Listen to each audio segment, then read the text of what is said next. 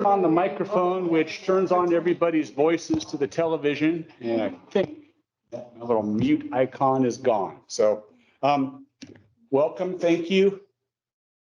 These are unstructured, no agenda, question and answer town hall opportunities, because I know that there's a lot of information out there, and some information needs answers, some information probably needs tightening up of what the information is.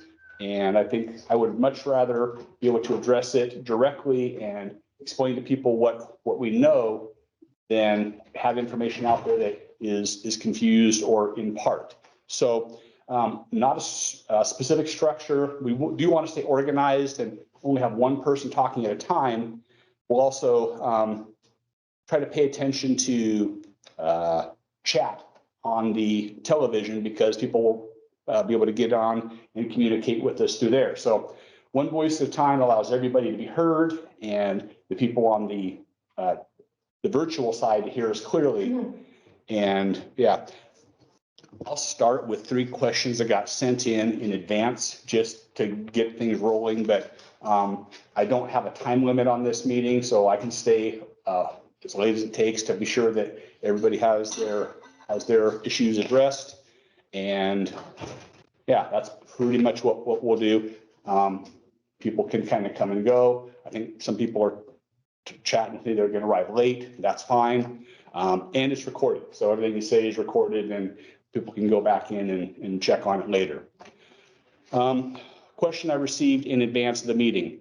Why did the district decide to not follow through on their commitment to rent space to the Head Start program, closing down essential childcare for many more families? I hate to start out with a question like this, because there's a lot of statements in here that are not accurate. We haven't closed down childcare with Head Start. We haven't shut them out. As a matter of fact, this year we expanded their program.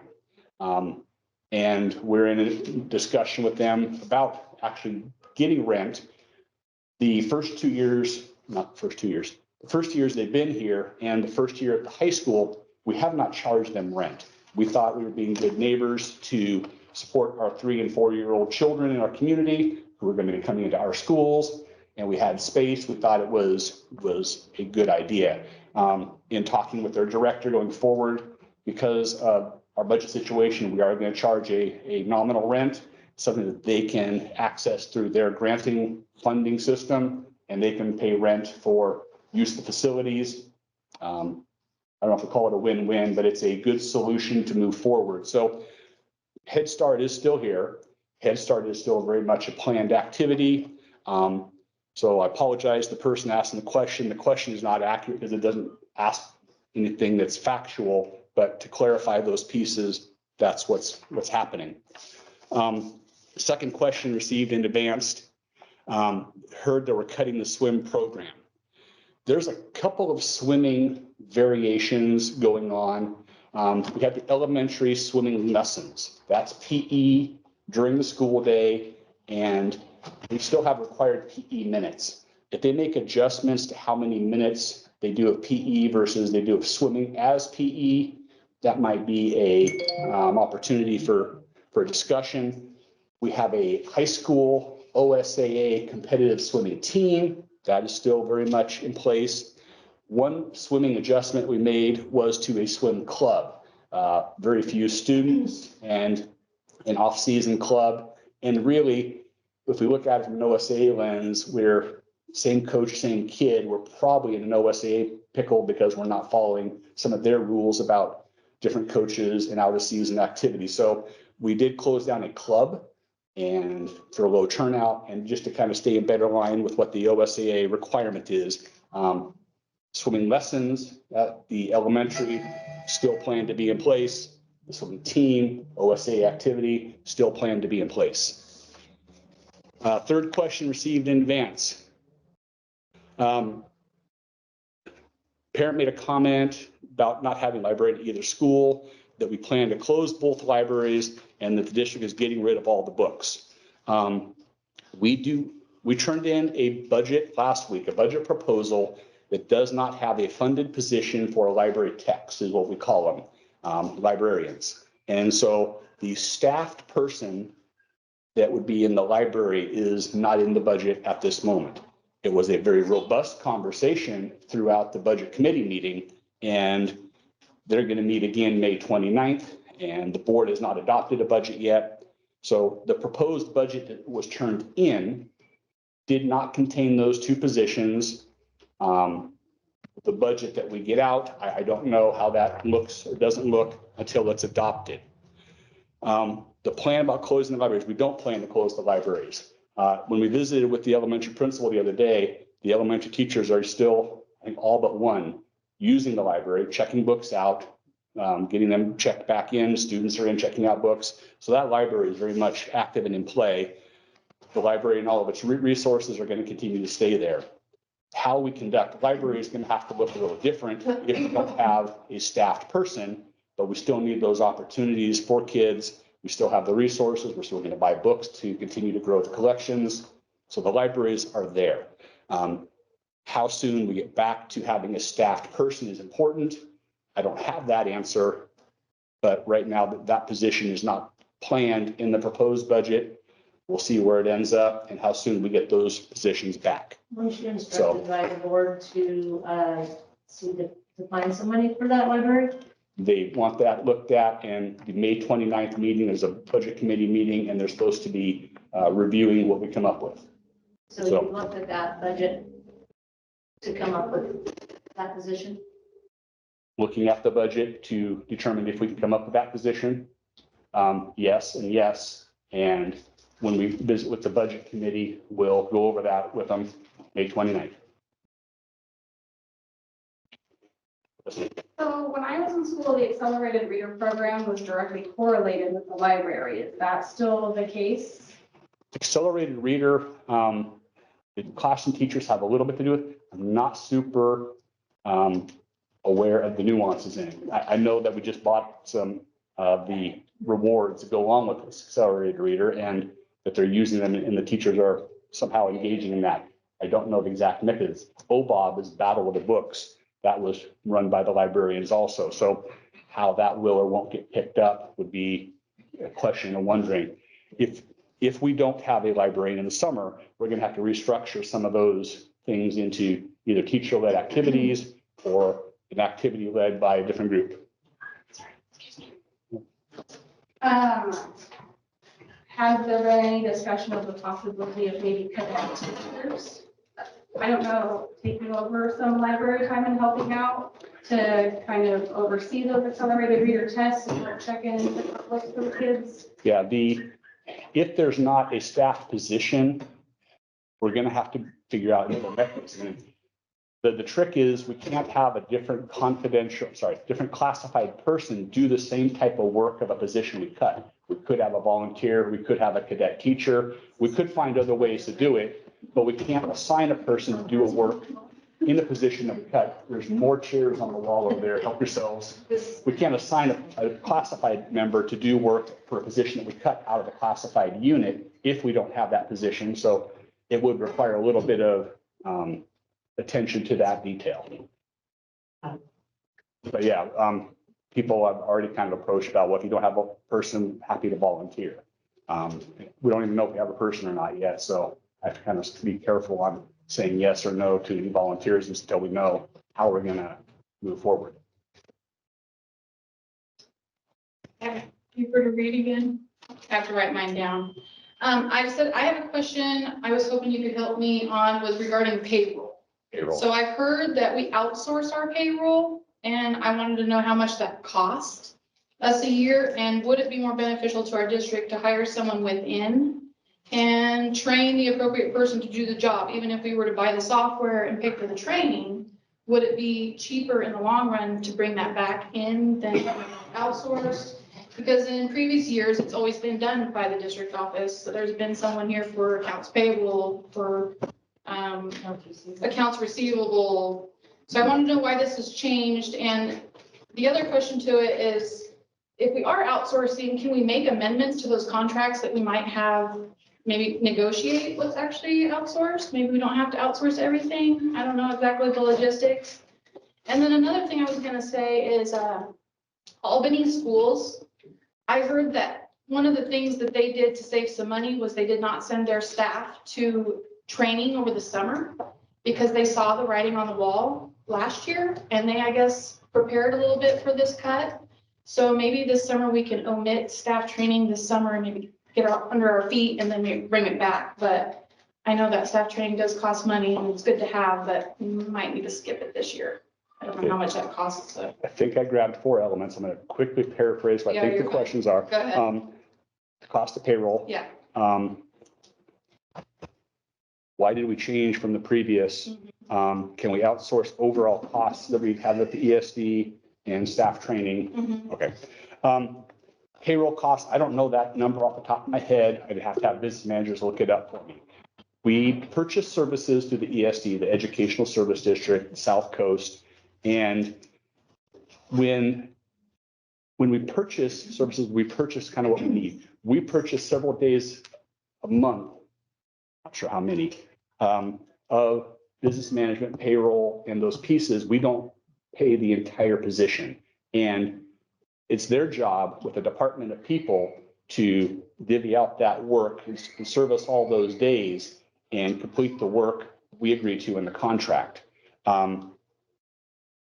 Generally, you do that because either you don't have the ability to have a strong enough person, enough continuity in a person. Maybe you don't have enough of the workload for a full-time position to be attractable to some of those Not people. to interrupt you, but, so if we have a staff member though, that's already working for the school district, that has a job, instead of cutting those jobs, is there a way to train maybe an admin or somebody to take on those roles with the proper training? So I would rather pay somebody to come in and give somebody the proper skills. If they're already here working, they already know our logistics of how we work.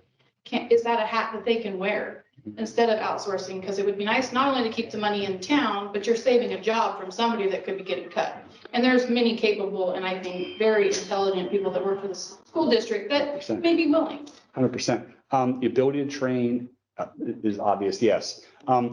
Another reason that you go to a different group, and I don't know how long ago it was, there was an issue with payroll services in our school district. And we at the time wanted to have a neutral set of eyes, an outside set of eyes to be sure that nothing was going on that shouldn't be going on. So you get an outside group to be neutral, to report directly to your board, to not be influenced by the day-to-day operations. And this is something that board, when I was first getting here, matter of fact, my first year here was when they wanted to go to Douglas ESD and get that service. Public fund accounting is a pretty complex thing. It's not impossible. People learn it. But it's not an easy thing you just transfer over in your first year because of the amount of requirement will go into it. So any kind of move like that would really need to be done strategically with an overly qualified person who could pick right up day one and manage. Now, we do have accounts payable in-house right now, and one of our people do that half-time, and they work with the payroll department, they work with our business manager, and that job is still here. The payroll itself is outsourced, like you're saying. Is it possible to train? It is. So the why change, I think the why change was the board at the time did not feel that they had a person they were confident in, or they felt could do the work, or maybe they felt there was too much work. The exact thinkings of it was before my time. We've kept it though. Outsourcing in general, I saw your hand, I'll get you next. I just was reading the chat. It says our Title I teacher manages the AR program at the elementary. Oh, okay. So can you So tell me the difference? What's a Title I teacher? let me come back to that and finish the other two. Make a note here, Title I. Next question. Okay, outsourcing in general. One of the instructions I'm very clear about, also besides the librarian, is the school board wants us to investigate all of the contracts we have with our ESDs and look at, can we buy them cheaper and still receive the same service or better, essentially. So we have contracts for human resources, technology, parts of technology, not very much. Communication, a website, we have nursing, We have adaptive life skills, business manager, human resources, I think I said, contracts, you know. We have a bunch of contracts. Like insurance, you gotta shop for insurance on a regular, it's gonna Yeah. change. Now, one rule with ESDs is if we are going to go through our ESD, we have to use our ESD. We are assigned to an ESD. If they can't provide the service, then we're allowed to shop out. But if they have it in-house, then we have to go to them. If we're going to keep it ourselves, we can do that too. So. If you can find it cheaper though, can if- you finagle with them? If they provide the service, it's at a set rate. They have a school board, an ESD board just like us. And they break it out, how they break it out, that's theirs to determine. We have to, if we're going to go through an ESD, we have to go through ours if they provide the service. So website and communication is one that I've already talked to our ESD. We're going to pull that back in-house. It's going to put a different workload on our people, but the money we'll save is easy money to pull back in. We went out because it was going to put a workload on our folks that we didn't think we needed to do. And it was going to be a small enough contract. We thought it was a good value. We're pulling that one in. So we go out, we always pull them back in. We can change our orders with them mid-year. Good examples are when we order staffing, let's say nursing.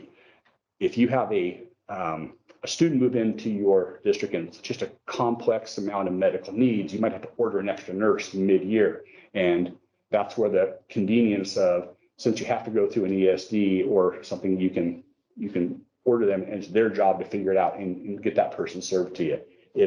There's pros and cons to it. You do get stuck with the cost rate that they provide, but some of the efficiencies, and if you can do it cheaper on your own because you have enough of the position and knowledge and you have a person, I mean, it's always something to look at. Your last question was about staff training. I'm going to assume you mean professional developments. And like, for example, I've canceled my professional development for the summer because traveling around isn't going to be helpful right now. We need to trim things down. Most of our PD, if it's not covered by a specific grant source, we know this money covers this and it's not something pulling out of our budget, then we said, trim it down. Now, at the start of the school year, there is staff training. There's in-service the week before school to prep. We still need to do that one. That would be very difficult to say we can't open school unless we have that. So I'm assuming you mean professional development. Yeah, just the extra stuff, just to put it to the table for a year, just to get our feet on the ground running. And then you can always bring stuff like that back. Right. I think it's great, but sometimes we just got to make a few cutbacks until we figure out what our enrollment will become fall, because, things tend to decline or whatever's going on. So I just figured it might be a little option that maybe somebody hasn't looked at yet, so. Yeah, no, that was one. I mean, and the one I can think of right off the bat is mine. Well, You were asking about, I'm going to go one and then the two. school board as well has offered not going to our trainings. Okay. Our conferences, there's a summer conference which we always have the option to go to. Just get it for this year at least. You're asking about title.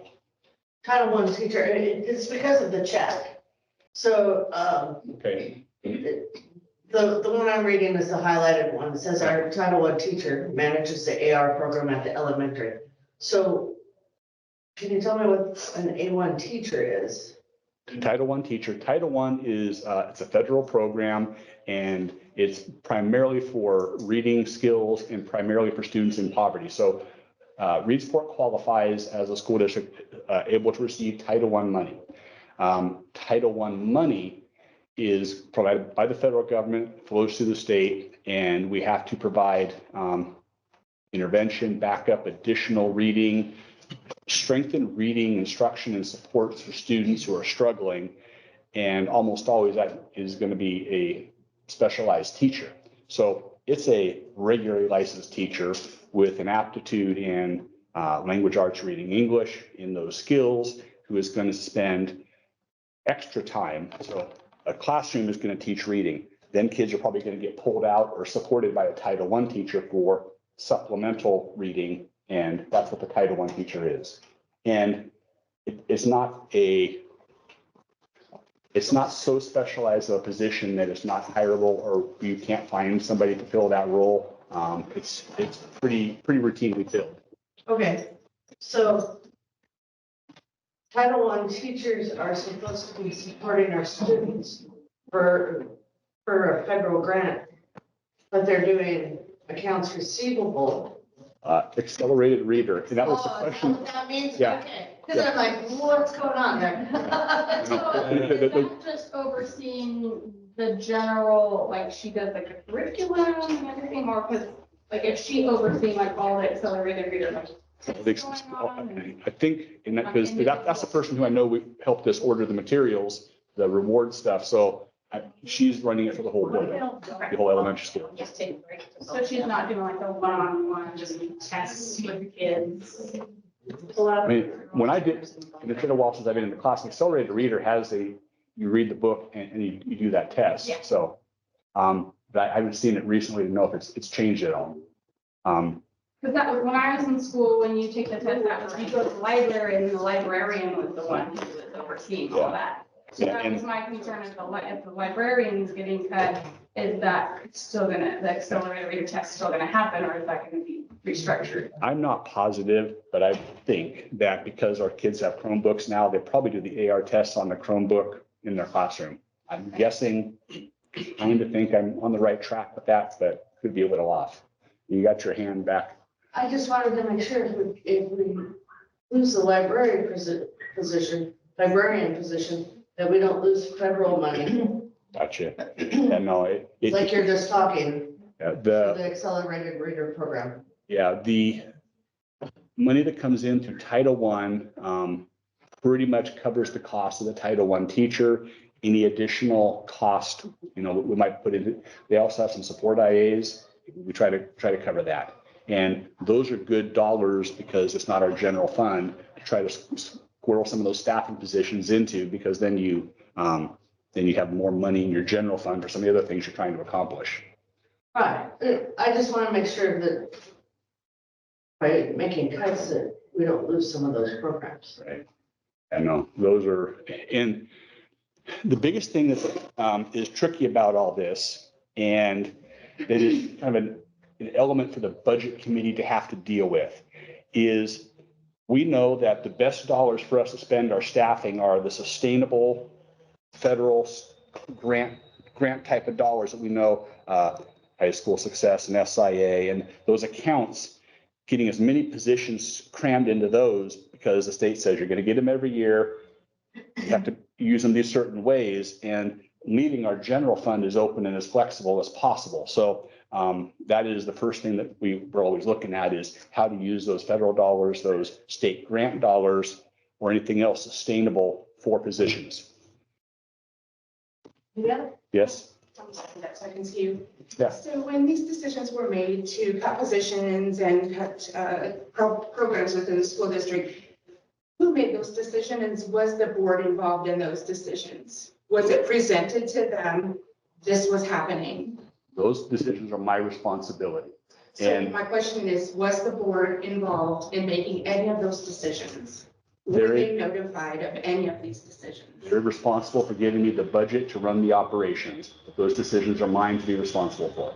So you're saying that the board was not involved in any of the decisions? And shouldn't be, wouldn't be. The day-to-day operations is not a board function. They hire a superintendent for that work. And so giving me an operating budget, making policies, establishing the budget for the year, hiring of licensed personnel, there's some very specific things that are the board's responsibility. And then the rest of those are operational.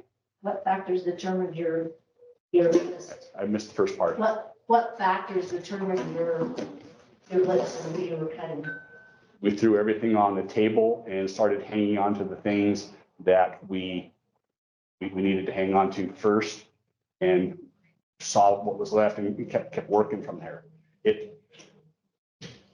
I'm not going to go through every decision because I don't want people scared about the fact that the job was considered for removal or the program was considered for cutting, but everything had to be on the table. And what does it take to put a school back together within the money that is now the new norm, the new revenue amount? What pieces have to be back first? second, and build, so that by the time the kids go through 13 years of school, they've met everything they need to do for their diploma and can move on and be successful.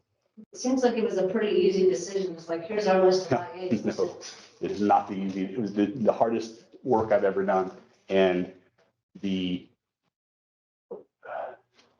hardest work I've ever done. There's nothing easy about it.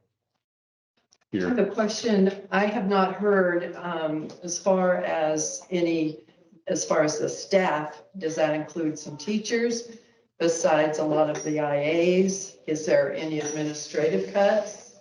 I hadn't heard any of that. Yeah, we've got cuts in administration, classified and licensed positions. Okay, so there's a total of about how many? That's still a moving target Okay. because of, if we're going to have to deal with a library, that's going to change, pushes in and pushes out. So it's too many. I mean, we're making cuts. So anytime you're in that position that you're telling a person that, you don't have a job anymore, and telling those students, hey, you don't have this person who supports you anymore, that's too many. And right now it's still a moving target. I don't have an operating budget for next year to work off of. We'll probably get that June 12th, where we think we have a ballpark, but it's too many staff. So the majority of the people have received letters that their jobs have been cut then? People we've known up through today have been talked to.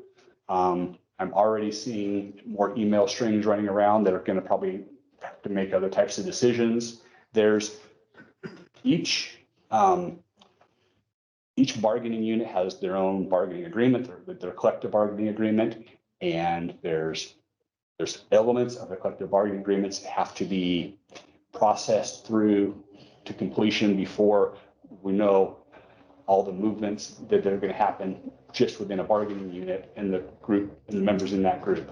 I'm not going to say much more about that because then we're going to start keep talking about things that are personal about people, and I'm not going to do that in an open meeting. So your final decision on all of this will be after the 29th?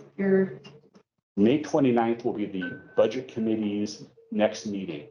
I think at that meeting, there's a chance that they will have a recommended budget. When they have a recommended budget, that goes to the school board for adoption. June 12th would be the next school board meeting that they could have a vote to adopt the budget. If they don't take a vote June 12th, they'll have to have a quick follow-up meeting because they have to have it done by June 30th. So I think, guessing, I'm crossing my fingers that June 12th, they'll have an adopted budget, but I mean, stuff could change. Go ahead. I have a question about the Chromebooks. Does the school own them? Yes. So do you think it would save us money to go back to the way school was instead of paying for internet on all of them? Cost of books and Each one cost of has Chromebooks. Internet, so. Yeah, it's the types of access that we gain, and they saved our bacon in COVID. We started that push, right? The ability to have kids go home and be doing things online for the better or worse of it. That was pretty lucky for us. That was a move. A lot of places are using technology. Kids are having to grow up in a world of technology. So just going back to paper pencil, I don't know if that's the best move to say, hey, we prepared students to move out of high school and into the world, just kind of relying on what they learn at home. I think there is some education and some value to learning how to use technology for the types of work that they may be encountering. So we budget those materials on a cycle, and it's either 3 or 4 years. I'll have to go check, but we budget to do either a third or a fourth of them and just constantly keep them replacing. We started out with some early money, bought the bulk, and then just continue to cycle the placement. So we're never having these huge chunks of having to replace every single one every single year. We cycle them in and out, phase them every year, about a third at a time, and pay attention. We don't buy the highest end types of Chromebooks because of a lot more money. We tend to buy ones that are a year older and will still have 3 or 4 good years in them and function. So that's an interesting idea because it's possibly an area for a cost savings. I don't know if that's the best educational practice. But that's what we've done forever, is paper and book. Yeah, and we've just seen a lot of change in how work is done nowadays. It's a lot of things are used using technology, and that's a part of where kids are growing up. So, I mean, it's there's somebody saying the opposite, but I mean, it's every idea is worth considering. I mean, because we have to look at where our possibilities for revenues and where our possibilities for cuts and trims to stay within our budget. 1, 2, 3. Is there a possibility for grants to pay for the internet for low-income children? So you weren't paying for internet for every single Chromebook? I don't know if that's something could be possible. I think we don't pay for internet right now in maybe 1 or 2 anybody's homes. The internet is in the school, Okay. and that's that cheap technology piece or that. We do have 1 or 2 students I think we help support who are remote with some technology. And we did a lot more of that in COVID, but there was money for that to help people have internet at home. And there was probably more, I think, up the rivers and kind of around and try to get some boosting, but we don't do that very actively right now. It's just our building. Okay. 2 and then 3. So touching on the learning from home and doing that during COVID, was that at all considered as an alternative instead of cutting these 8 days for furlough? Just going back to home-based instruction. Well, not entirely, but instead of cutting 8 days of in-class school, maybe as an alternative, doing some of that at home. The unfortunate part of a furlough is 100% on the backs of staff. And so if the staff are working remotely, for kids to get home, they're working. And so the furloughs, I think the number was $32,000 per day, but that's entirely staff salaries and benefits on those days. And if they're working, then the money's not there. There'd be no reason to do a furlough. Well, but you're still saving on not running the school and having school in those days. The school is a minuscule part of that 32,000. It's really all the salaries and benefits of the people working those days. So is it true that the kids are still expected to finish all of the same curriculum, even cutting those furlough days? The teachers have had to make some modification to their end of year stuff. The part of how the furlough days got structured was to avoid outdoor school. Because that would be a big change and loss of organization. But some of the units are going to get dropped. We have to do our state SBAC testing, the state testing. So that got pushed into a priority seat. That's probably going to go at the expense of some MAPS testing, which is our local assessment that we do 3 times a year. The state's going to bump out the MAPS testing. There's going to be some pieces lost that aren't just going to be done. Students aren't going to be told, hey, you're gone for 8 days, but you still have to do all that. That's not what we're hearing. Yeah, our kids are telling us that that's what they're being told. And that they're also, the teachers are panicking that they have to get all this done. And they're not sure how it's all gonna work. So I just worry that we're setting kids up for failure if they have to have. I'm assuming this is high school age kids then. Yeah, and it's not just you, I've talked to like 8 or 9 and they're all saying the same thing, that they're getting, 3 weeks worth of work that they gotta get done in 9 days or something like that, it's, and I don't know, because I'm not there, I'm just hearing from students. And I don't know how we can check on that, but it's not something we can wait 2 weeks, because school's gonna be out. Right. Some of these kids that are normal 4-point students are not gonna be 4-point students. Some of the kids that are barely passing are now gonna fail. So that's gonna affect scholarships, that's gonna affect a lot of stuff. So it's something that needs to be resolved fairly quick. This is the first I'm hearing of this. So I need to go back and ask some questions of folks. And then somehow we need to see documentation, prove that, oh, the teachers are just saying no. We're not doing that. I think the quickest mechanism I have for any communication out on this type of issue would be off to do some sort of a email to parent, send out lists, the robo dialer. So we got, not only state testing that's coming, that's happening, but, so there's sports, kids are going to state, so they're gonna be missing days. There's outdoor school. So I'm thinking about holding my daughter Counselors. back from that because now she's gonna miss a whole week that she won't be able to catch up on stuff. And that work's still coming, like doubling down, so. And that's gonna hurt not only kids, but other kids that are being mentored by kids that really got time to do their studies and don't have enough time to do it right now. Thank you.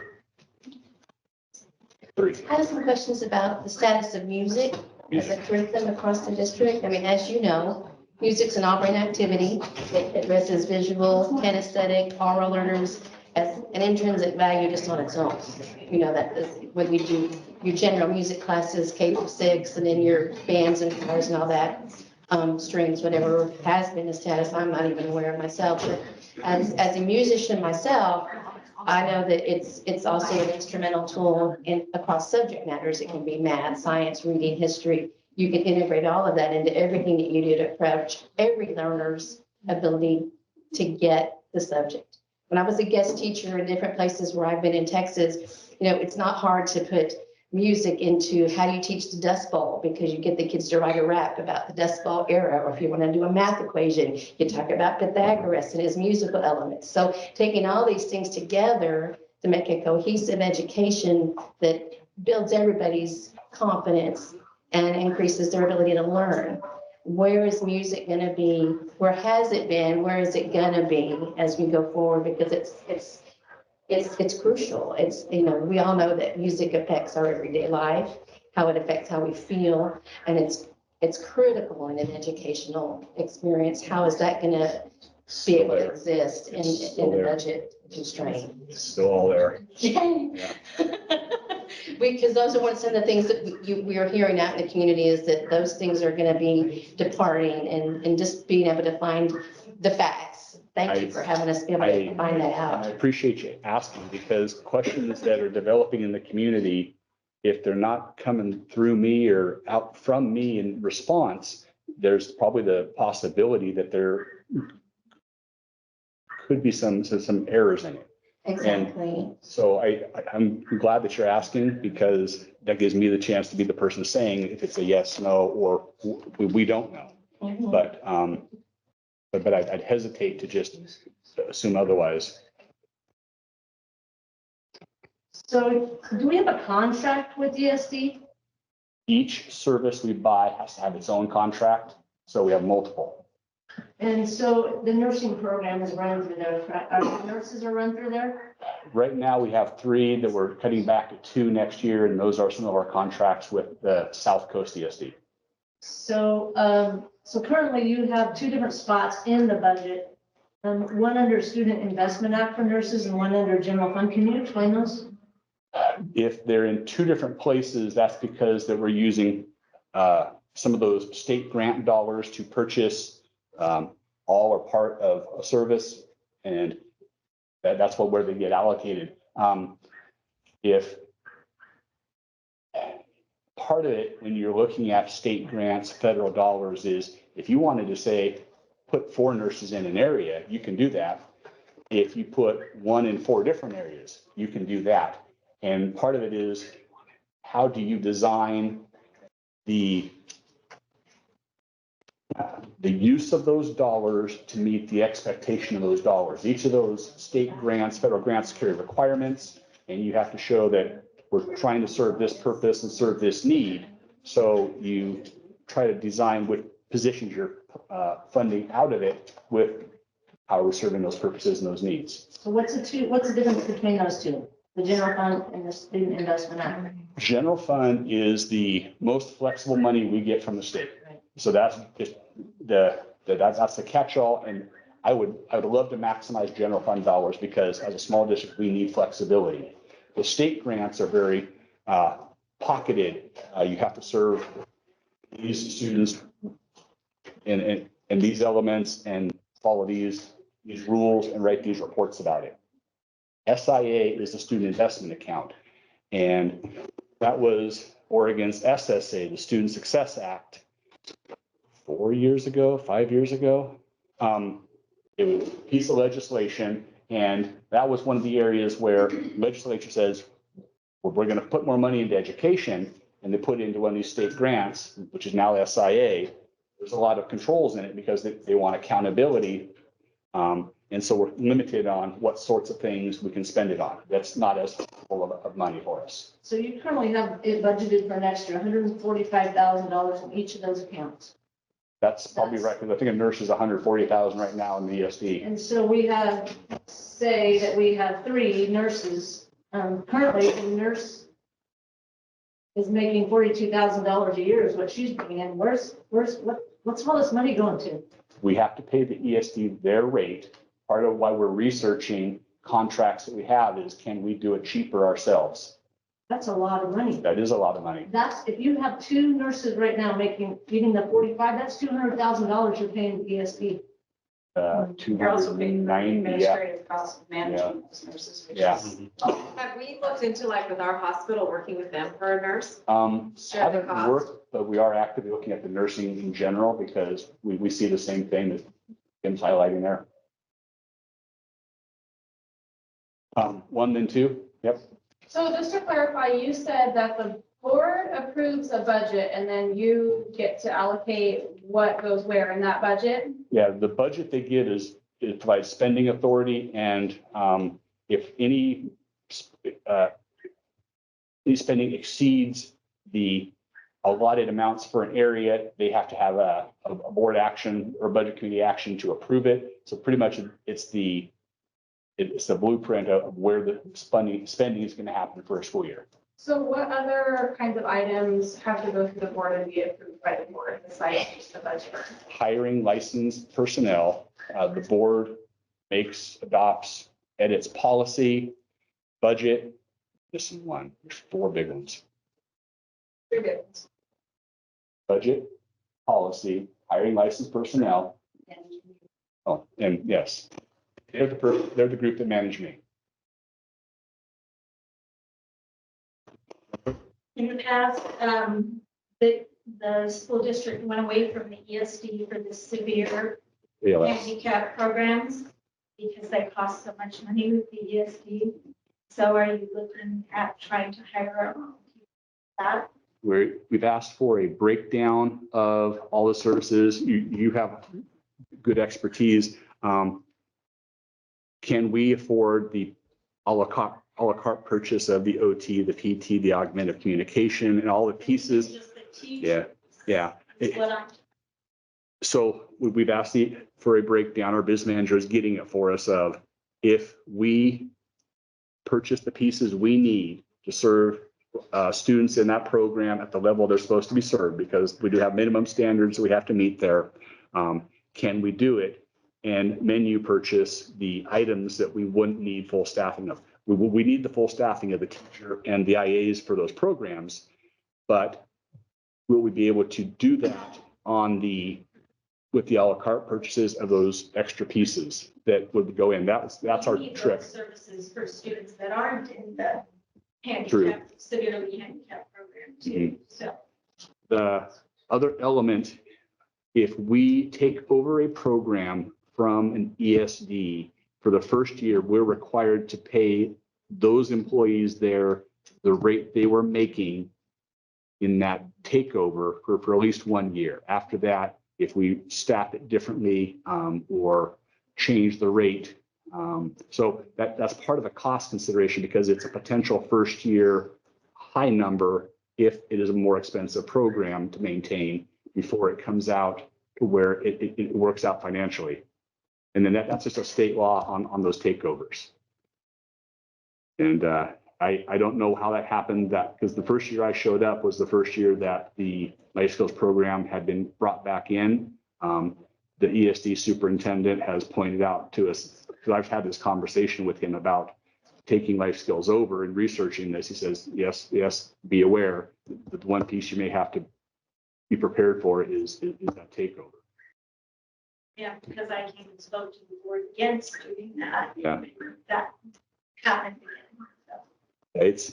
We're looking at it because we're looking at all the contracts, and that's by far the biggest one.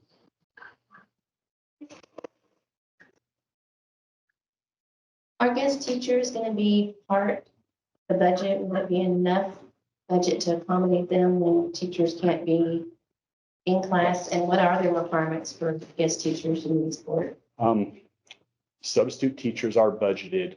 We have guest teachers, substitute teachers signed through the ESD, and they maintain our lists. We have a calling calls them up. So that will be able to stay part of the program. We're going to have to, because we're going to have substitutes, because part of those collective bargaining agreements is that they have bargain sick leave, personal leave. They have rights to be away from work, and the work still has to continue. It's a crucial thing. I mean, because their teacher has maternity leave or whatever. I've been on the other end of a long-term assignment, and it's so helpful to be able to be a part of that consistent experience for the children, you know, the students of any age, because they know that they've got people that they can rely on when their teachers taking care of their life.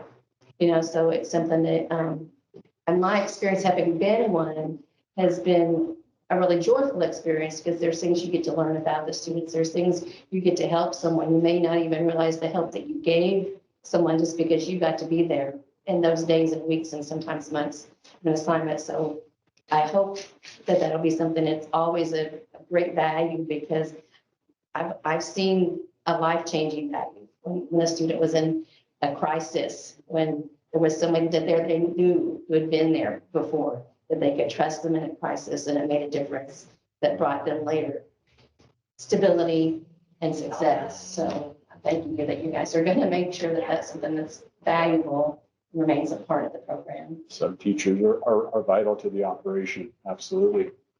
I'm gonna jump to the board here.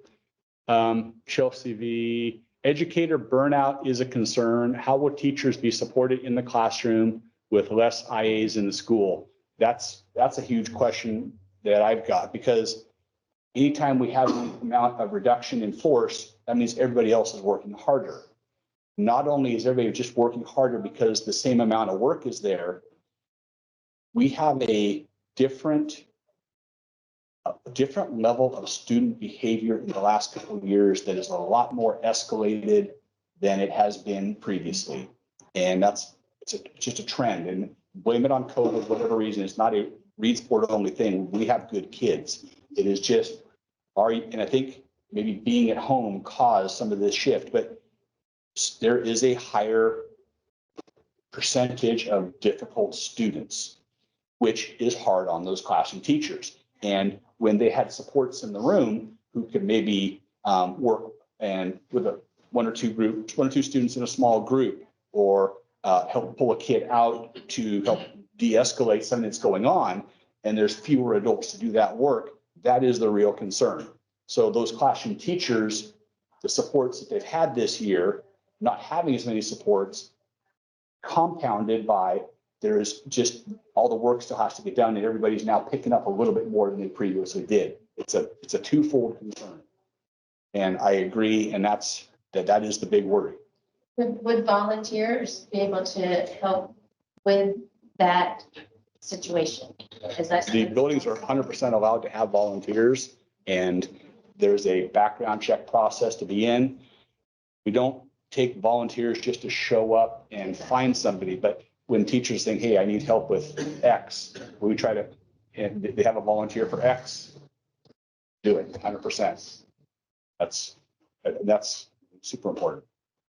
Problem with people volunteering is that they're now, because the community is supportive, they're actually stepping in, going over that was And that is a tragic thing to, just trying to find the good things for everybody. Yeah. John, if you knew the ESRI funds was running out, Hang on one second, sorry. Okay, at what point did you know the ESRI funds were running out? we knew the ESSER funds were limited when they came out. And we knew that September 24th was going to be the last day for ESSER 3 of September 2024. So knowing the ESSER funds were going to be use them and lose them monies, that was very clear from the beginning.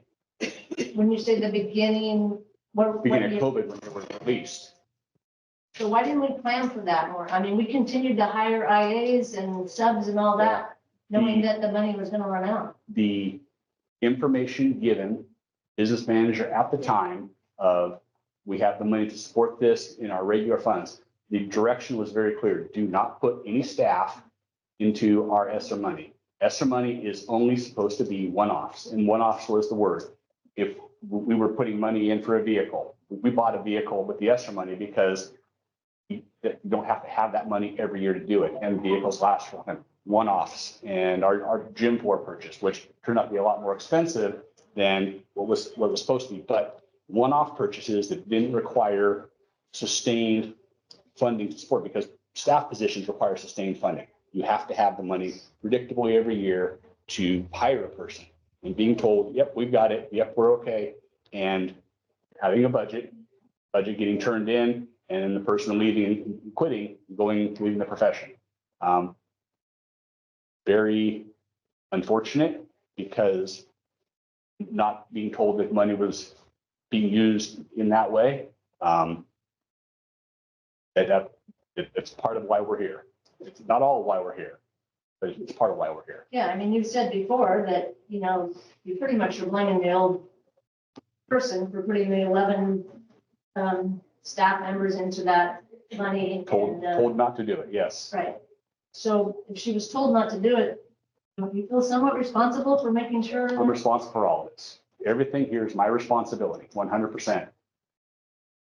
That vehicle that was purchased, what's its primary use for? That is the courier vehicle. The technology department uses it when maintenance has to have covered transportation besides the work truck. They use that. So between food service, technology, and maintenance, they communicate, they figure out who needs it for what opportunities and what work has to happen. I'd say the primary person using it is technology, because maintenance has a truck, but maintenance also has to do some covered loads and stuff not exposed to weather. And then food service, when things are larger than his trucks with the hot cold can handle, then he'll use it too.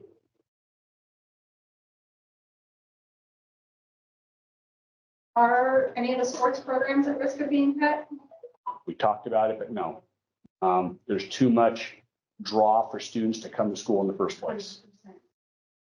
But everything was on the table. Okay. Have you talked more about blended classrooms? If we have to make drastic changes to the proposed budget, we may have to look at something like that. Right now, the intent is not to. Could we? We might have to figure it out. I hope not, because I don't see, looking at our class sizes, where there's a good back-to-back group where that would work. Like every other year, we see good low numbers. Maybe we could blend, but that's too far, too much of a stretch. When I am talking to in advocate with folks, small schools, when we get below a certain threshold, you can blend classrooms. It's not the best move, but when you get below a certain threshold of students in a grade level, you can usually support one of the teachers, but you don't have enough money for the students in that grade band to support the second teacher. And if they don't pay attention to that in their funding formula, and they don't say, you know what, we have to have some minimums that small schools, or some guarantees of these levels minimum, because math just doesn't work. Now, when they're great big and they can just drop an entire room and go from 25 kids, 28 kids in a classroom, yes, it's a change. Yes, class sizes are going up. it's still within a reasonable number, but you're going from, well, what kinds of numbers would you be looking at? You know, up to 35 and 38. You know, it's like that. That's way too many kids in a room for majority of teachers. PE pulls it off somehow, and sometimes you get your musics and arts and pull it off, but kids are more interested in those subjects, and so there's less management. But yeah, right now, the proposed budget doesn't really look at trying to do blends, just because we don't see where the bands match up to make that work very well. And we could have a bunch of students moving in and out. We get about 30% roll throughout the year, and we could end up with bands. I mean, we don't start the year with the same kids we finish with by about a 30% number every year. It's a high frequency in and out. We're a mobile area. What is the average classroom size? Average is about 23. Classroom size, but grade level, we're about 40s, 43 grade. Are there any grants that you can apply for? I know it would be a Band-Aid versus a fix, but it might be a possibility to cover some of the shortfall. Yeah, big grants, we put in for one, the state told us no. The districts that I saw get it were all bigger districts. Until this year, I've never been overzealous in wanting to always pursue grants, because usually grants carry requirements and extra rules that they want you to do. And you're weighing your opportunity versus your cost of what it is. And half the grants I've seen don't exactly pencil out when you're trying to do schoolwork. Now we've been paying a little bit more attention of how can we get our safety instructor trained? Was there a grant out there for a safety instructor? Looking for those kinds of things, because now we do need to maybe put more time into some of the reporting and the requirement elements to pull off some of the more nuanced work we need to do. So, but the big one we tried for, they said no. Most of the big districts around us were the ones who got it, and I didn't hear of any of the small districts getting it. So I've asked them some questions about that, why that pattern appeared. They aren't sure. Are you looking to pursue those grants? Maybe you had your hand up, and then Kim. Can I ask questions? Yeah. Okay, so the van, okay? What? The van. Yeah. Okay, so why, I mean, is it different? Why didn't we use the school bus to do the technology, you know, getting all the stuff, or the code book? Why didn't we use the bus? I mean, is that a different grant or different? Our transportation is a outside vendor. It's a contract. We don't own those buses. So when I was first here, we had an old white panel van. And we have a white pickup that was in pretty good shape. We still have that white pickup that the maintenance person uses. The old panel van is breathed its last and is gone and done and needed to be replaced. And so that was the move here. And that was some of those one-time federal dollars that we knew were going to go away. And where can we get some bang for our buck and not pull out a general fund, keep our flexibility with those dollars. Okay, so I have another question. So when we were talking about the payroll, and we have a staff member here that was half-time doing payroll, and you said that, yeah. So, and then you said you don't want other people to be conflict, but why can't she just do the full-time and hire another part-timer? Why do we, like, I feel like we're all talking about like, why we hire so many outsiders? Like, why can't we, and I think a lot of people are asking the same question. Why are we doing everything outside? Why can't we just do it here? Like, it's conflict of interest, I get it, but like, why can't we hire a payroll? And I know that it takes a long time, and I get it. I'm gonna be really emotional. I get it that it's gonna cost a lot of money to train them, but why? Why? How hard can it, I mean, I shouldn't say that. To clarify a part, we have a halftime AP, which is accounts payable. That's a person who pays the daily bills. That's a person who pays the daily bills.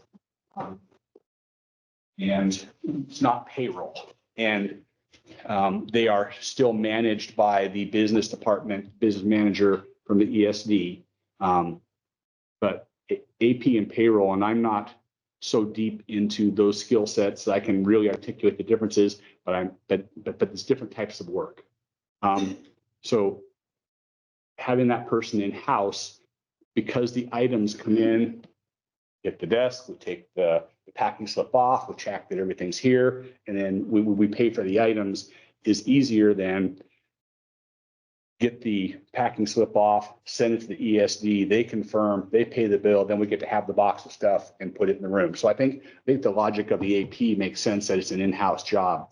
John, We have, I think it would be helpful if maybe you explain sort of the rationale around districts, the ESDs, and why small schools pool their resources in order to, we basically act as a co-op okay. to pool resources, and maybe some of the rationales around why small schools have to do that. Okay, in our ESD, we have Brookings, Coos Bay, and North Bend are the 3 big districts of the 10. And then there's Myrtle, like Coquille is pretty good size because of their online. We have Myrtle Point, Powers, Gold Beach, Port Orford, Reedsport, Bandon. So there's the 4 bigger schools and the 6 smaller ones. The bigger schools don't purchase a lot of the same services that the little schools do. The big schools can justify a full-time person in occupational therapy.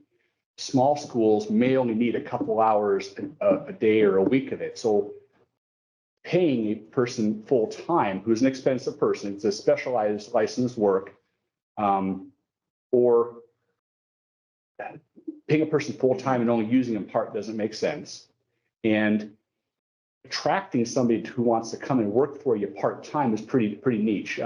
We had a Spanish teacher for a while who only wanted to work a couple periods. Perfect. We only needed a couple periods. That was great. That's a pretty rare thing. When you find somebody who only wants to work a couple hours a day, you're pretty lucky in a small school district, because you have to find work for them all day, or they're going to go find other work where they can be busy full-time because they have houses and families.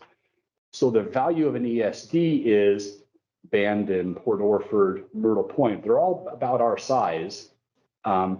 If Bandon buys a little bit of an occupational therapist and they go out to Bandon on Monday, and Tuesday they go to Myrtle Point, Wednesday they come to Reedsport, all of us in the end paying the ESD apart, the ESD pays that therapist full-time work.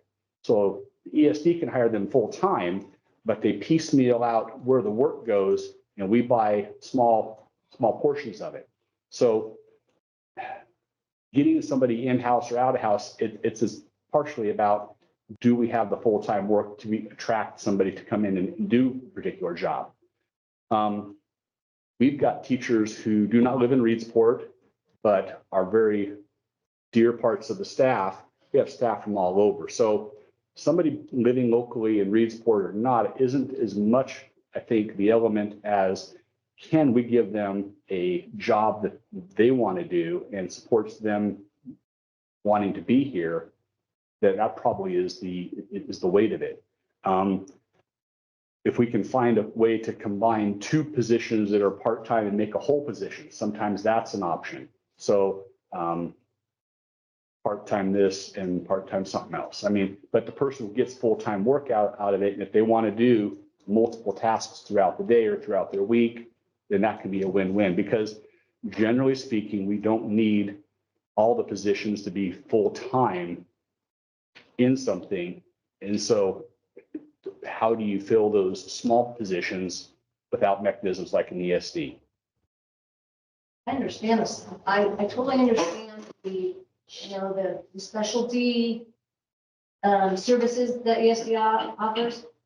I don't understand the accounts payable, the payroll, accounts receivable. Those are all jobs that can be done by anybody probably in this room right here.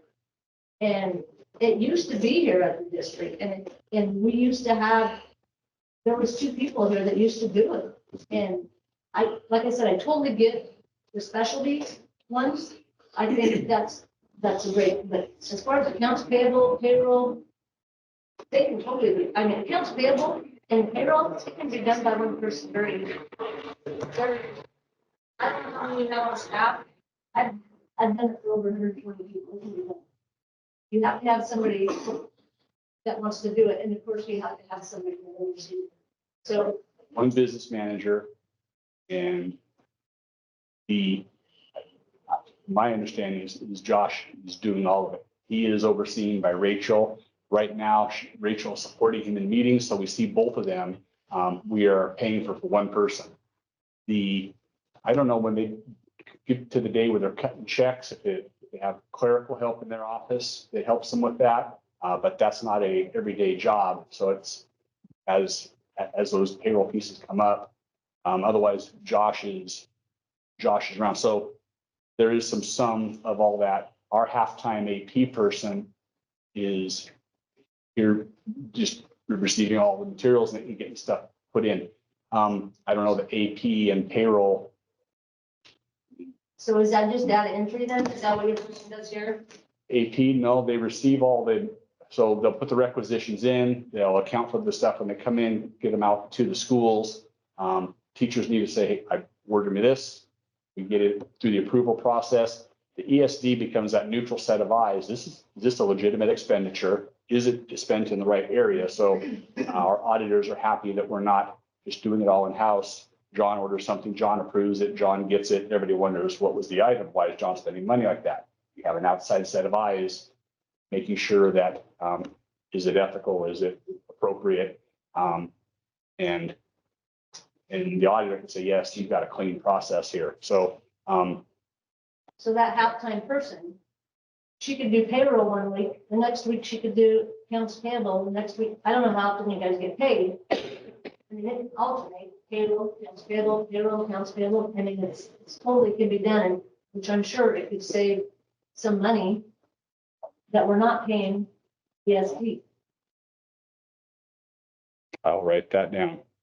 I wasn't 100% certain Boomer was going to be able to make it. Invited Boomer to come to the meeting because he's going to have an insight for us about what's happening in the state legislature. You had a little bit of a time with some interesting traffic east of Florence to get here. Unfortunately, there was a fatality basically right in front of the Three Rivers Casino. I got to sit there for about 2.5 hours. So it's good to be here. I just got off the phone while I was coming with the director of the Oregon Department of Education, Dr. Williams. I indicated to her that Beachport is having a problem financially. And I said, what can we do? And she basically said that she would help me and she would help John put together a package that we could ask the emergency committee at the state level to help us out. So that no promises, because there are other districts that are in the same boat. But we've got a chance to get some help. So we'll go from there. The other thing that, of course, occurring is that other districts are experiencing things like this. And there has already been talk about a new funding stream coming out of the state to better fund education in general for all our school districts. So that's going to be on top of the agenda for the Education Committee, which I serve on, to make sure that we get money where it's needed. The state of Oregon has to come to grips that education is a priority. And if it is a priority, they need to treat it like it with funding. So I don't know what that's going to look like. I just know that there will be more money coming this way, but it's going to take a little bit. So it's not going to occur overnight. Other than that, I like the concept that we're going to be talking more about education. It's becoming more of a situation with the governor. She's going to have to take a really good look at the funding stream. And again, as I say, make that a priority. So my understanding is that she believes that. and she has spoken that. So I haven't talked to her lately, and I have talked to her last week, but I haven't informed her of this. So I will continue to do that to see if we can put together some type of a package. And I will go in front of the emergency committee to see if we can get some funding. Appreciate that you reached out to us last week with that idea. And obviously that's a wait and see. We have to be heard, have to be approved, but hopefully. And it's really a nationwide crisis right now. I mean, it's not just Reedsport, it's not just Oregon. Where I grew up in Arlington, Texas, one of the biggest school districts in Dallas-Fort Worth. They're gonna have to let go 275 teachers. And so we have to come to grips as a nation too, not just the fact that it's, you know, district by district, you know, and finding the tools, resources of people with a heart to help, and then finding ways to make cohesive programs that are affordable, functional, and most of all, successful. Because when it's all said and done, it's about creating successful humans who can accomplish their best achievements to be their best selves through the educations that we can give them. And those educations, of course, have to be broad spectrum because we aren't producing one track, because people are diverse. People have different talents. People have different potentials. So finding something that fits all of those things and still gets them to be the people that can be a community and a contributing part of it in a positive way. I think that's, and I salute both of you and all of you that work for the district or any district trying to do that, because it's a lot to work with when you consider social issues, cultural issues, things we've all just lived through, the challenges of agitated students because of the stresses that we've all lived through the last few years. There's so much to consider, and their physical health, mental health, educational ability to be their best. It's a huge responsibility. So for you guys to do what you do and still look like sane people who are trying to make a difference in the lives of a community of children, it's a very admirable thing to do. So, well, teachers are our most important asset, and we've got to make sure that we support them in any way we can.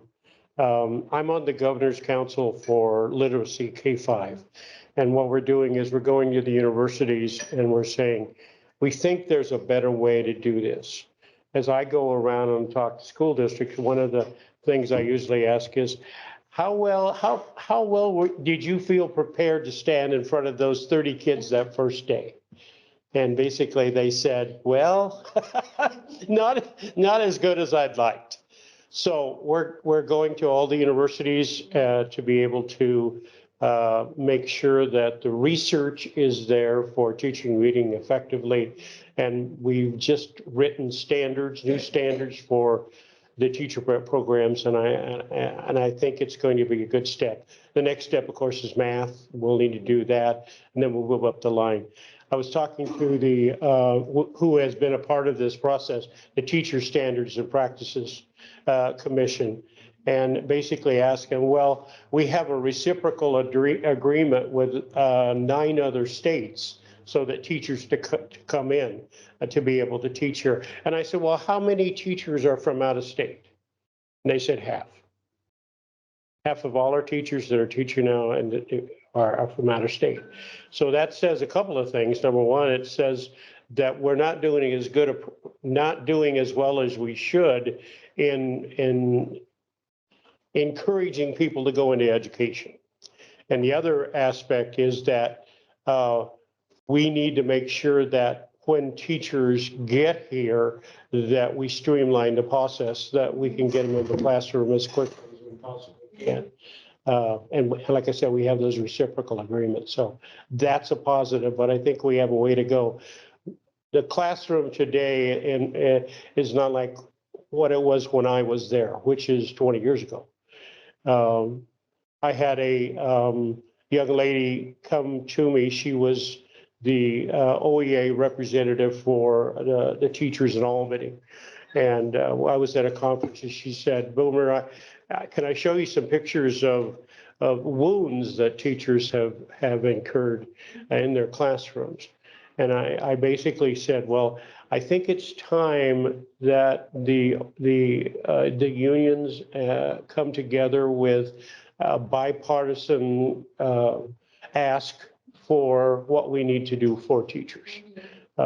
It's time for them not to, let's put it this way, stay on one side of the fence. I think both sides of the fence are heading in the same direction. And I think it's time for all of us to be working together. So hopefully that will occur. What's in place to help with the woundedness of the children? Well, I know that from my experience with teaching, I spent a season as a choir fill-in for someone, and a young man had been crying out for help to all of the other teachers, and he sat and said, "Oh gosh, my girlfriend broke up with me. I'm going to drink some bleach." And you go, well, first of all, you're going to sit right here. We're going to get through this class, and then we're going to the counselor. I'm going to talk about this. And it turned out the young man had said that in so many classes that because of the overwhelmingness of situations, no one had taken him to the counselor to say, this is this child's concern. And you realize the overburden of teachers, too many kids in a classroom management that's not effective when 8th graders read like 3rd graders, your literacy concerns. So there's so many issues. The woundedness is not just the teachers being wounded, it's the woundedness of what's in their classroom, based on their culture, their home, their own experience. So there's so much to consider. And as I said, I appreciate you guys being the professionals that you are to try to make a difference. It's a huge responsibility. And like I grew up in Texas and, Tarrant County, Dallas County, even Travis County, where I've worked as a guest teacher before, it's shocking to know what students and teachers have to go through the day to try to make it through the day. Be successful education, not just behavior management, Well, the legislature and/or government in general has made education a very difficult business. We seem to believe that if we love kids to death, that solves all our problems. That's part of it. That's an important part, that we care about kids, and I don't know of a teacher that doesn't. But the other aspect of it is that you have to be able to discipline the child, and children want stability and they want discipline. They want accountability too. Yes, they do. And so. Do you see that that's the job of educators to take the place of what should be done in homes? That's the difficulty, right? That you have kids coming in who don't do that in home. And you're putting the burden of that expectation on the teachers and the educators. Yes. Without the tools to be able to deal with it. Without the tools to be able. And the resources. And you can't just say, well, we need more discipline. I don't know that model works. Well, I think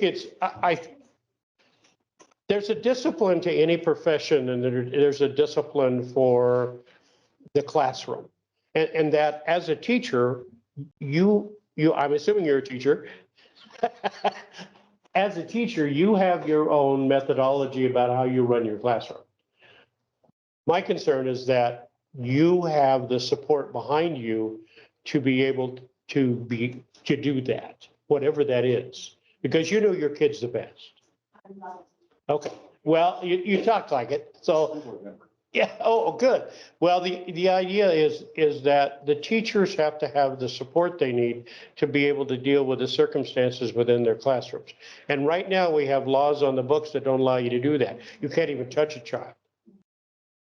The kids will bite and kick and do everything. And so you're not protected. Yeah, oh, it's bad. And then that's, the whole classroom gets disrupted because of one kid that you can't do anything for. Well, yeah, and you have to pull your kids out of the classroom and deal with it. And so where you put your kids in another classroom, so that one child now is disturbed 2 classrooms from learning.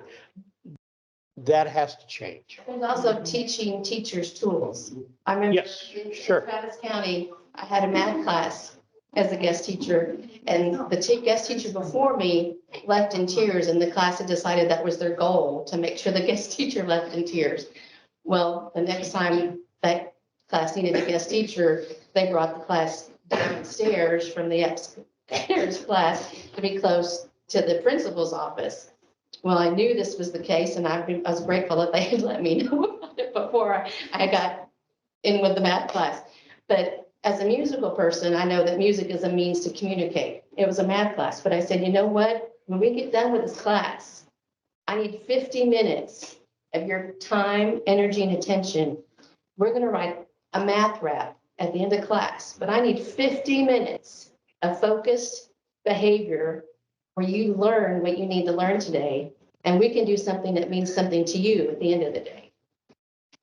The principal walked by the classroom, a quiet classroom, walked by, stepped back, looked in, what just happened here? And I said, math.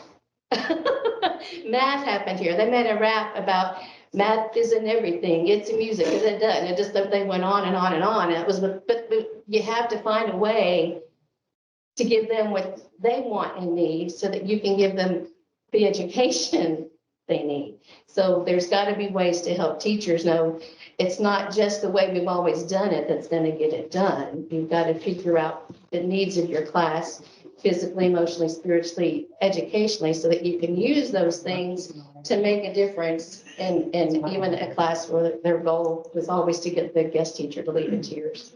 Because they really just want someone to pay them the service that they're due to learn what they need to learn too. But there's also the idea of support services. Yes, yes. I mean, if you need a counselor, you need a counselor. If you need the principal to come in the classroom and talk to the teachers about what kinds of things are going on and to be able to provide support. We need mental health, those kinds of things within the classroom, and that has to be taken up by the state for funding. On that note, do we have a counselor? Have a guidance counselor at the high school, and we have a school psychologist. Kind of depends which version of counseling we're talking about. Are they? John Chivers and I at the hospital are talking about a position that he's hiring in and trying to figure out a way to meld that person into the school to be sort of behavioral support counseling for students. We need to finish that work. He's got a person hired and active conversation about it.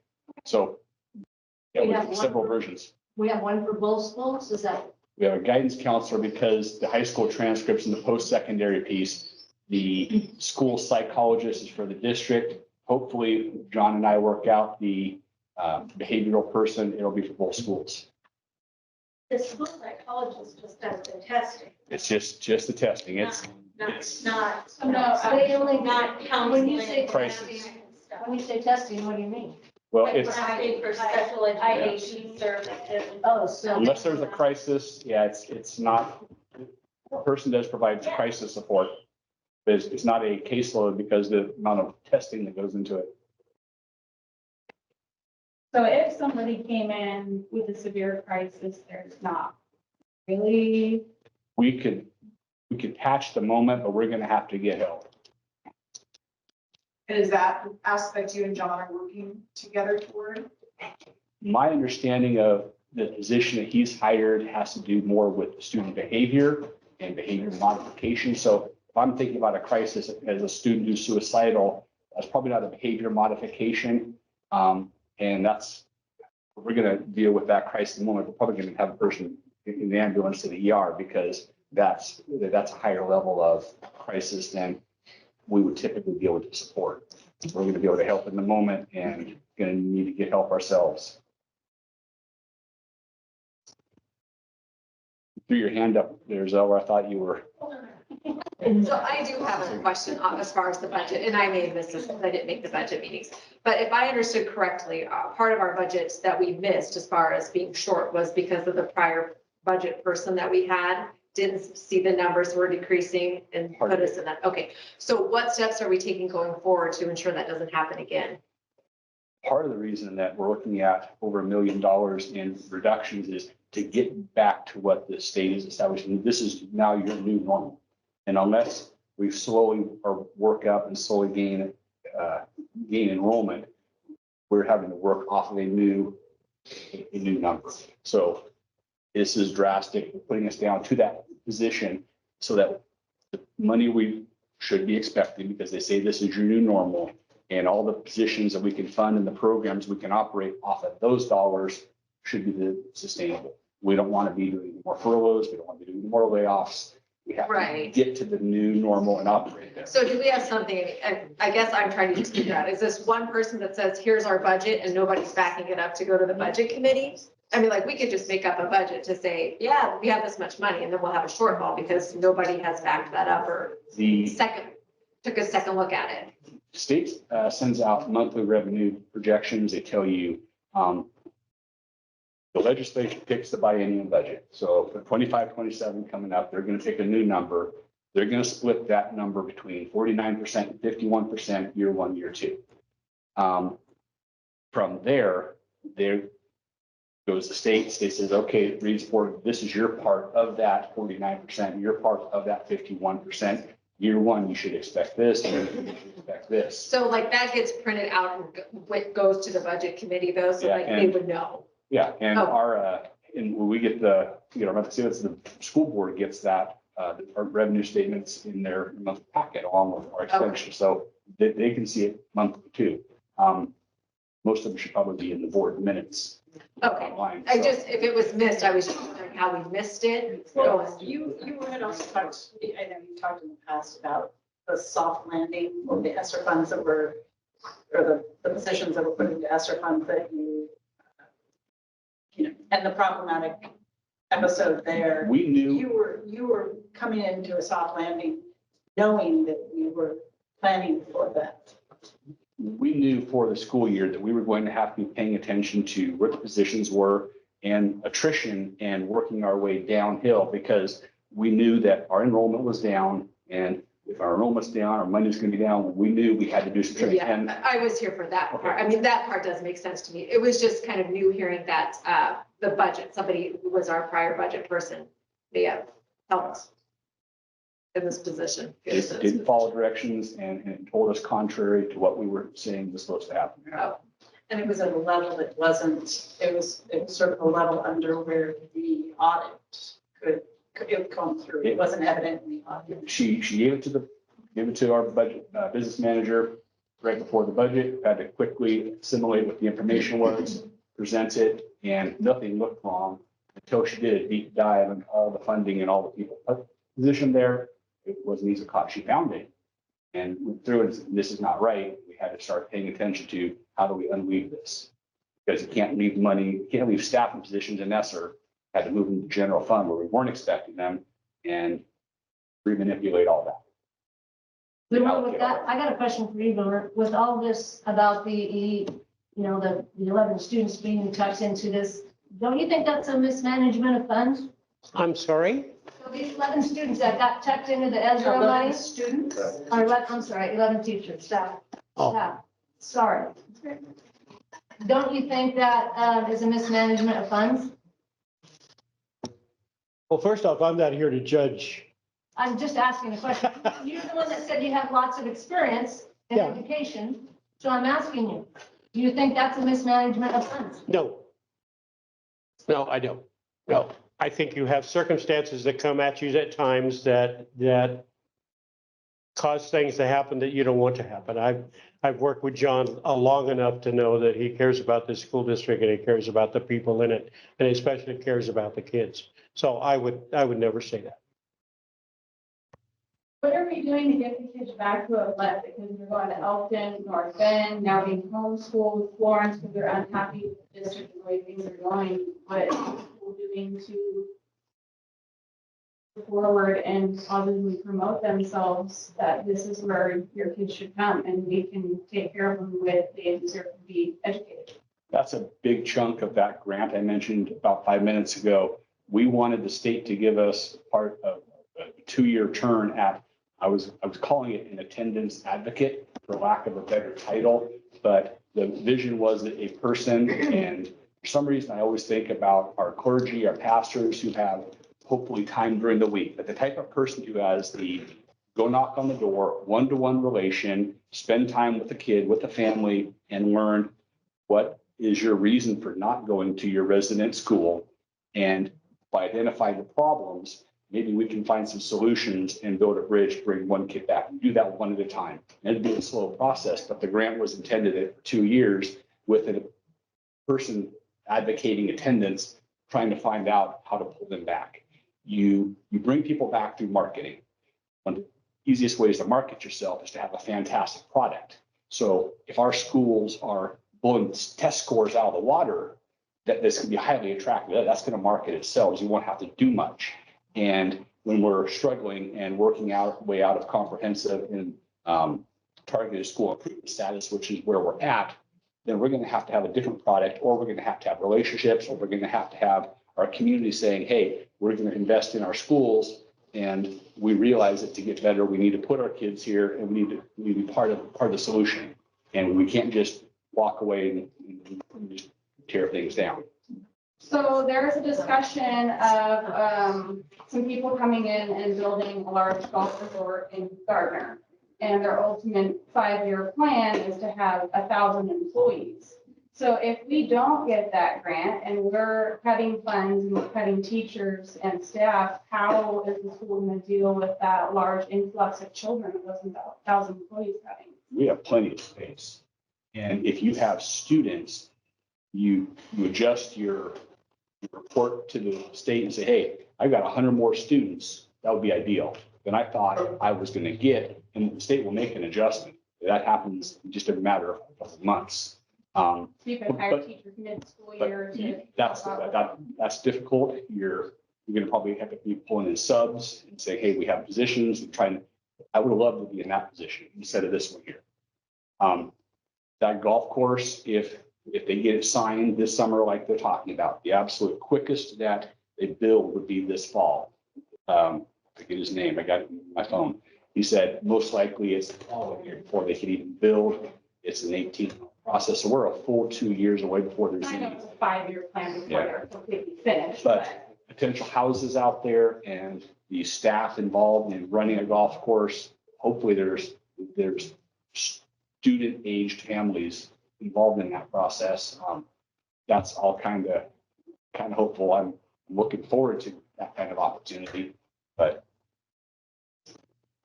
it's a ways out. Tying into that, how do we make our district appealing to these families versus them living in Florence and working here, living in North Bend and working here because they're not happy with our schools? How do we draw those families and say, look, we have so much going on positively for us, but right now it looks like it's completely imploding. How do we look appealing to these families that may be coming down? That's a great question, because I think you got more factors than just the schools.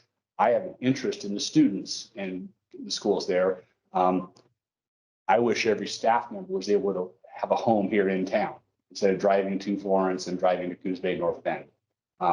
We have a lot of staff who have to do that, and we know there's a housing issue, and I don't know if that's a problem. It's just difficult for staff. When those apartments opened up and they're 1 and 2 bedroom units, like, okay, some opportunity there. Hopefully, if we didn't have a huge hiring year for new staff that needed homes, like, so we missed that opportunity for those. Yeah, being a place that people can live is a part of that. I want, when they live here, for them to have kids and put their kids here in our schools.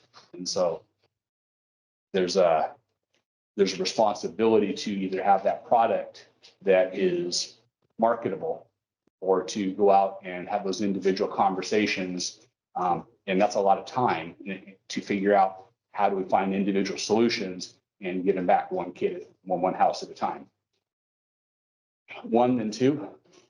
Does the school system have a mechanism to recruit students to go on to be educators, to, give them a great education here to the degree that, and then being able to fund them as teachers that would be future teachers to come back here? Not directly. We've done a grow your own model with classified employees to make them teachers. We've helped that pathway, but not for high school graduates to go through, come back out of university back to us. That's an advanced idea, but we're not quite big enough for that. We're not usually close enough to the universities. I got you. One of the reasons I'm here is because I'm business owner in town of a new business. Okay. I have history here, and now I'm back, and I really realized that for us to have a healthy community and have healthy businesses and grow, including this golf course and some things, we have to have a healthy school. So, I think one of the things that we really have to do is figure out a positive way to start moving forward and assist each other and assist the school to reach that goal. Because without a healthy school, all of us will fail. Every single one of us will fail. It's about the community, because I wouldn't move into, my kids are grown, right? But I wouldn't move into an area school is failing if I had school-age children. That or you put them in a different district. I mean, that's unfortunately happening a lot, is that Right. we have people living here. So I would like to see us somehow come up with maybe some town halls or some things to try to come up with some ideas to move forward in a positive way. I would love good suggestions on how we can make the whole package more attractive.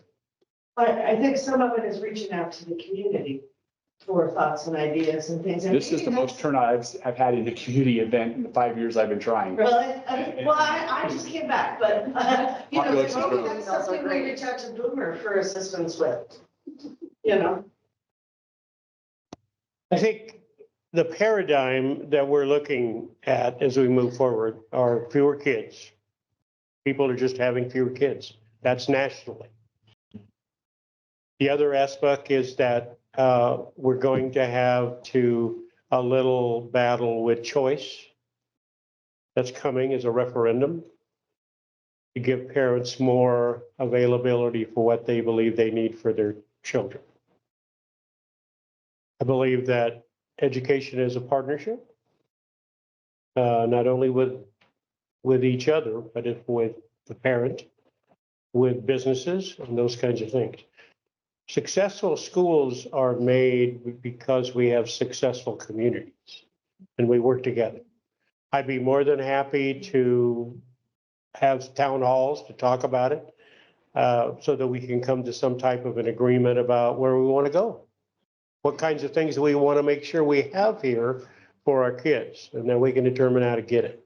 Right, to make it attractive to kids and families. Exactly. And families with children, And it works the other way too. Yeah. I mean, businesses come here to be successful and dependent on the schools. But the schools need the businesses to be supportive. And I think it has, like I said, I think it has to be a partnership. But I'm more than willing to do that. If people want to come and talk about education and what we do for kids, you bet. Online question. Just remind the audience that out there in the remote world, it's really hard to hear if people are over talking in the audience. Any little sound is picked up really loudly, so if we can hold our private conversations while people are still asking questions, that would be great. Online question for the students leaving the district. We know the percentage that are leaving for other districts. I know that there's roughly 100 students who live in the Reedsport boundaries not attending our school. Off the top of my head, I don't know north and south and east versus online. Some are even skipping east, south and going all the way south to Coquille. But I don't know the number. There's roughly 100 kids though, so that's significant, hands down. Do you know about surveying them? That was kind of the attendance advocate idea. How do I get, I'd like every kid living in this boundary to go to this school, period. It would be perfect. And if something is amiss or troubling a family to the point that they don't want their kids in this school, what is it? How can we fix it? Is it fixable? And we'll work off of each of those individually. Do we ask parents that, like, we know some kids are leaving and going to a different school. Do we ever ask, like, what is your reasoning? What can we do to help? Principals and offices try to assess when people are signing out. So that's the extent of what we get, because at that point, they're there and we have their audience. That's been our So do we best have feedback of it? Is it just because of the school district? I mean, are we not getting anything as far as reasonings to something that could be improved?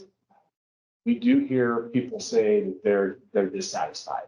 That is half of the time though. You have a percentage that's faith-based, that your homeschool is never going to meet the needs of the faith-based homeschoolers. I heard half of your question, I'm sorry. Sorry, I just said that you have a percentage of that population that is faith-based, that you're never going to be able to draw back to the public school simply because they want something that public schooling can't provide. I would, but maybe we can get them in for bank. Maybe we can get them get them in for something and have some connection between those students and their same age peers living next door to them. And I think we do. Yeah, but there was a question here and then so 1 and 2. Oh. Yeah. You're one. It seems like for me, word on the street is always bullying. I think the biggest thing for these kids going other places, is they're getting bullied and it's not being handled correctly. Yeah, when people You are know, dissatisfied, it's the number one There's thing. really that gotta go be a down. way to figure out something to do because I think it has affected our attendance a lot. Well, it When kind we- of. Yeah. A little bit When about we research that, it's like, the person's dissatisfied and what was going on, what was the problem? And they say something about harassment and bullying. And we say, okay, well, who and what? And in a lot of cases, officers like, we didn't even know that was going on. The person never said anything. Families haven't come to us. You don't want to put your kid on the spot. I mean, if my Yeah. kid's getting made fun of at school, I'm not gonna go to the school and make a scene because I don't want to put my kid on the spot, but I might say, And the officer Walk away feeling from the like the situation. trouble is if they don't know and there's no indicator and nobody's giving them information, they have a hard time guessing to know how to resolve. They absolutely want to resolve and they don't want bullying harassment going on. And when they know about it, they do everything they can to act. But they have to know enough or the teachers have to be able to see it or some evidence of, hey, this is going on, and they're on it. But when they don't know and they're feeling like, okay, the person left and they're reporting bullying. And we didn't know anything about it, or it was never brought to us, that they feel kind of flat-footed. So on the note of the faith-based homeschooling, did we have some sort of a hybrid program? Like when I was in school, there was a family who homeschooled, but they came to school like half a day and would do PE and weight training and art class and shop with us. Do we have any? We would in a heartbeat. If we can get a kid in for a period to do music, we'll take it. And then did the school get money, like partial money for? If like, they partial enroll. enrollment? Sometimes you have to bridge the gap by just having them, I'll use music. You just have to bridge the gap by having them participate for a while. And then maybe if they're enjoying it, the school experience is better than they realize, or they're finding something better, maybe we can get them enrolled further. So it kind of depends. It isn't always about money. It's about getting the connection relationship first. Then if you can get them enrolled, then you're in a better spot. And generally a class like a band is not so crammed that you can't find room for one more when you see that you have the potential to grow something off of it.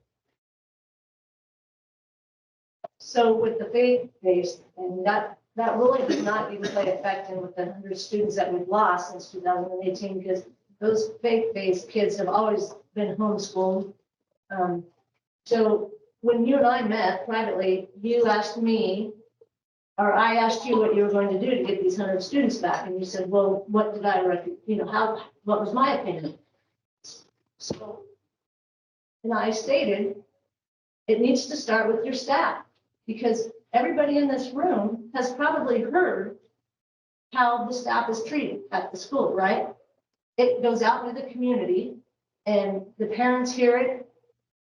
The people who that don't even have kids in this school hear it. And the staff, it has to start with the staff, is my opinion, because if the staff is not happy, then it's going to be known that they're not happy.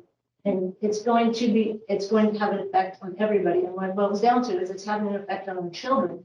Our children are leaving this community, and then we're losing money because our children are leaving this district.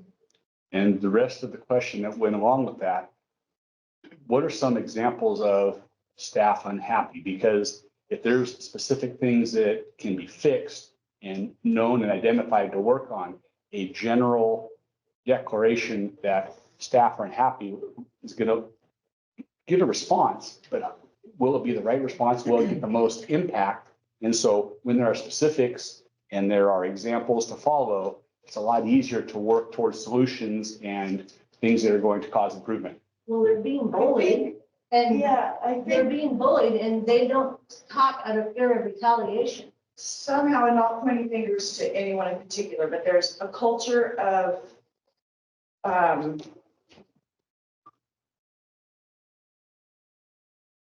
oh gosh, not, bullying wasn't the word, but basically, retribution, right? Teachers are afraid to say anything, retaliation, that's it.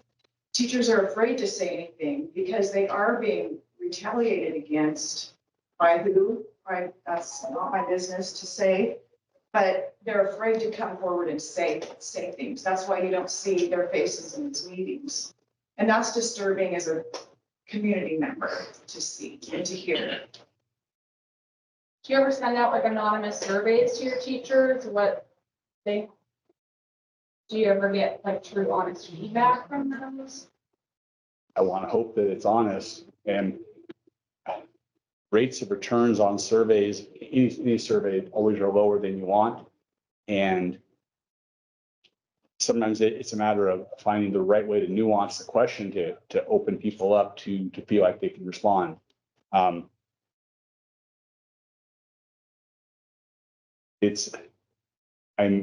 hearing a culture of retaliation. And I'm also very clear, it's not something that you want to talk about somebody individually, but it's also hard to guess. And I don't want to hear something in a public meeting going on, but in the buildings or in the district, there is specific issues that are harassing and retaliatory and bullying. They have to be called out and identified. And that's where it starts. Because if it's unknown and left to guess, then the solution may not be the most effective one or may entirely miss the mark. But if it has been brought to your attention before and nothing was ever done, why, I mean. Attention, you mean you know of specific instances that have been brought to, like, you can say. I will not say any names. No, absolutely not. But yes, I can tell you instances that things have been brought to attention and nothing has been done about it. Nothing done, nothing reported, because if we've done our job well, probably shouldn't be community news if something you praise publicly and you criticize privately. Maybe you're not doing your job well. Well, and my board of directors gets to let me know that. That's their job to inform me. And if there's specific issues they want me to be working on or doing differently, they direct me those ways. And I can say personally that people come to us a lot with generalities and not specific instances. So it's really hard to target generalities. And I know Bonnie, Jack, Carrie, myself, if there is a very specific incident, I don't think we're going to back down from that. I don't think we're going to not take it seriously. And I want people to know that we're your constituents. I agree with you, but I think the staff is scared of retaliation. Honestly,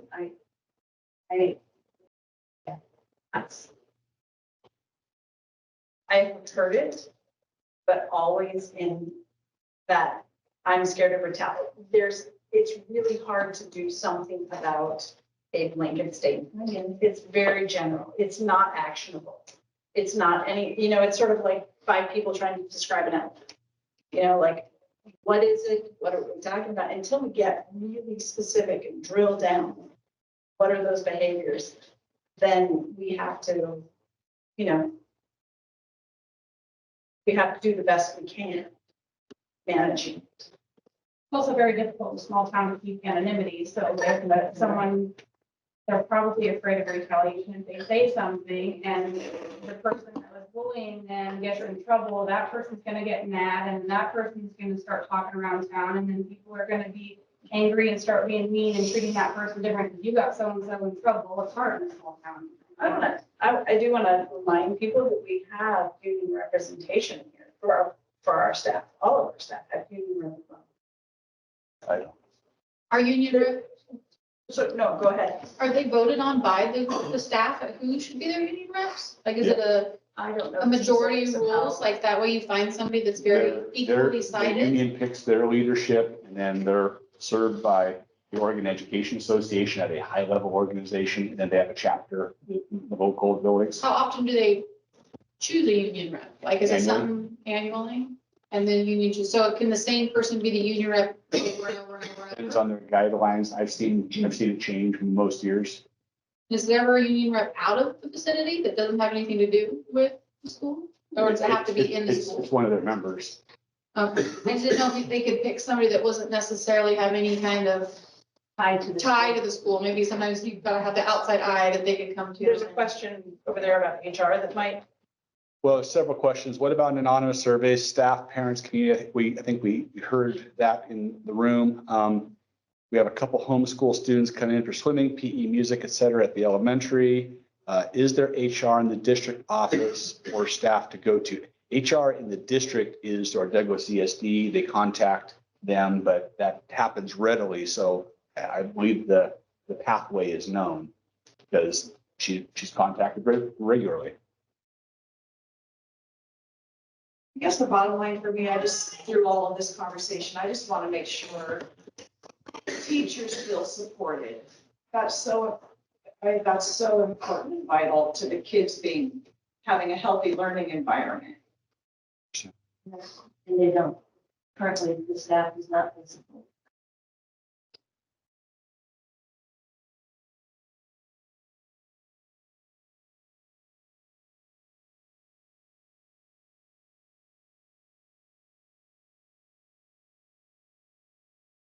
Well, maybe that's why we need a town hall for the community to come together and have you represent Be happy to do it.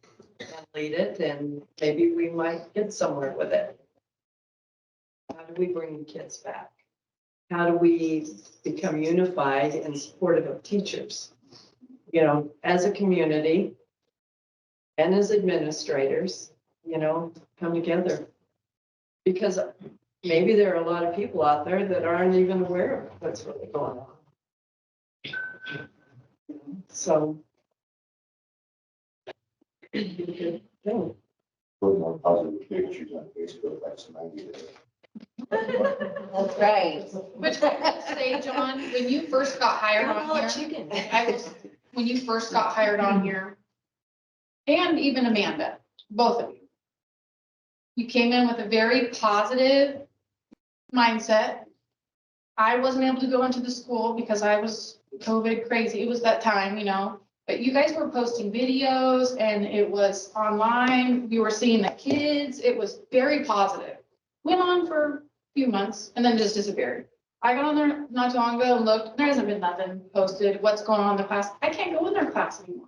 You know, it's not as active as we used to be. I used to go in and have lunch with my kid every lunchtime, like once a month, to meet their friends. I want to see who they're hanging around. I want them to know who I am. I'm out in the community. I want to be a part of their friends' life, just like, you know what I mean? Instead of our circle. You can't really do that anymore. We tried delivering flowers to a teacher and we couldn't even get through the front door. So it's just. The office when No. you take them to. No, my mom tried delivering flowers for a birthday for a teacher and couldn't even get in the door. Which building? Highland. But those videos. And I used to be there every day. That you used to post, they were nice. It was nice. And you could really see what was going on in the classrooms and those quit. I haven't seen anything like that in quite a long time. I will say, I really appreciate HPO and Lauren's Me too. efforts. Like, Lauren is amazing. She's kind of the solid rock. If it wasn't for Lauren, I'd never know what was going on. But I'm gonna call you out because it is happening. I am seeing a lot of positive posting about, at least for the elementary school. I know sports kind of dominates the high, the high school. But I see some positive things. There was just some really cool videos, like if you go back in the beginning of, like Olivia was kindergarten, and it was like, you missed out on that. Oh, yeah. So it's Teddy Bear Picnic. They showed those videos, and I don't know if it was Amanda, I don't know who was doing it, but it was very nice. And you don't see any of that anymore. You're just kind of out of the loop. That have been, Yeah, I think so. But Lauren is amazing at what she does. She's definitely tips. I wanted to hear that. I don't know. We're older kids now, but I miss those things. No. I want to see everybody else's kids. You too. You did that. 16-year-old guy in the black cowboy hat. 10 years, that's for sure. You just have your own shirts, what to say here. Yeah. Online statement, if it's part of the administration, that's the issue, or office staff, it's going to be hard for people to come forward. So I guess that's related to the HR question. It's not a question, it's a statement. Thank you for the comment.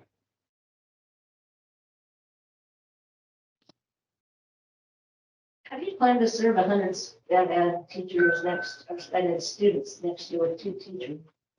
That's going to push us back to our 2018 numbers where the caseloads were very high, and without supports, there's a worry and concern for that. We had 100 students back then. Our percentage has always been very high. We've always been just hovering that 20% mark. We've been up in the 22s. This was the first year that we tried to do 4 case managers. We've been averaging 2 for a long time. When they have a lot of experience, they're probably handling it better when they're brand new and learning the job and trying to handle a large load. It's probably more difficult. It's troublesome all around because it's more work on people, and the idea of getting them more supports and the students more supported is what we want. And this is not what's happening with these types of reductions. We thought about, I don't know, this might be a board question. I know a lot of smaller districts do it. Having a super and a principal together, one job. We brought that up last spring. That was an option. We looked at the elementary position. We decided at the time we're going to hire an elementary principal, and she's been doing a great job. So mechanisms like that exist all over Eastern Oregon, though. It's usually a superintendent elementary principal. Something looked at. It's not currently looked at. John, wasn't that historically done here? When you had part-time superintendent, did you have a cross coverage situation where your superintendent was one of the administrators? I mean, from what I understand, there were like 9 years of kind of absolute chaos and turnover, where there was a lot of disruption in superintendent positions and really a lot of instability. My understanding before coming on is there was several superintendents in a very short period of time. And just in practice, when you have stability in your leadership, you tend to have more stability in the district. That's the way it trends. So when you have a lot of turnover, you have a lot of instability. I don't know those exact numbers, and I don't know if any of those positions were mixed between building administration / superintendent. When I worked in Eastern Oregon, young in my career, the model of the elementary principal superintendent was common all around me. So I know that's a thing. And even last year, I looked at a few of those types of positions to see, does this model work? What does it look like? How does it happen? So consider it, yes. Not currently, not actively. We've got an elementary principal doing the work and doing a good job. So, but it was considered. Is one thing, but not having the budget is another thing. Yeah. I mean, We've made some adjustments in the administrative positions because we need building principals. I think those full-time, constantly available to their staffs and their buildings is going to be important. And so those weren't positions we looked at cutting. how many admin positions have you? 1 out of 4. So we're back Say that again. 1 out of 4. So we're Is there back, gonna be any we're more? back to 3. Is it going to be others you feel? Right now, I think the budget proposal is stable with setup that it has. So right now, I hope not. I hope we get other positions back. We're required One by and law two. to have a superintendent. And you've got 2 building administrators, so that's 3. Just, without being very specific, I'm playing. Do you have to have a principal at each? 1, 2, and then 3. So going back to the topic of sped, I believe at a previous meeting, if I recall correctly, you said the state of Oregon budgets 11% for sped and we're over 20% sped. So is that just a Reedsport thing, or is that the whole state of Oregon is seeing a higher number and maybe the state of Oregon needs to come back to that number and reevaluate and bump that number up? I'll defer in just a moment. Reedsport's high at 20%. Salem Kaiser, I read the other day, just because it was in the news, is 17.5%, and the state average is like 14%. You're only paid on 11%, though that's a national number, but just kind of for perspective. So the funding formula discussions that the legislature are probably going to face are probably going to be looking at raising those caps.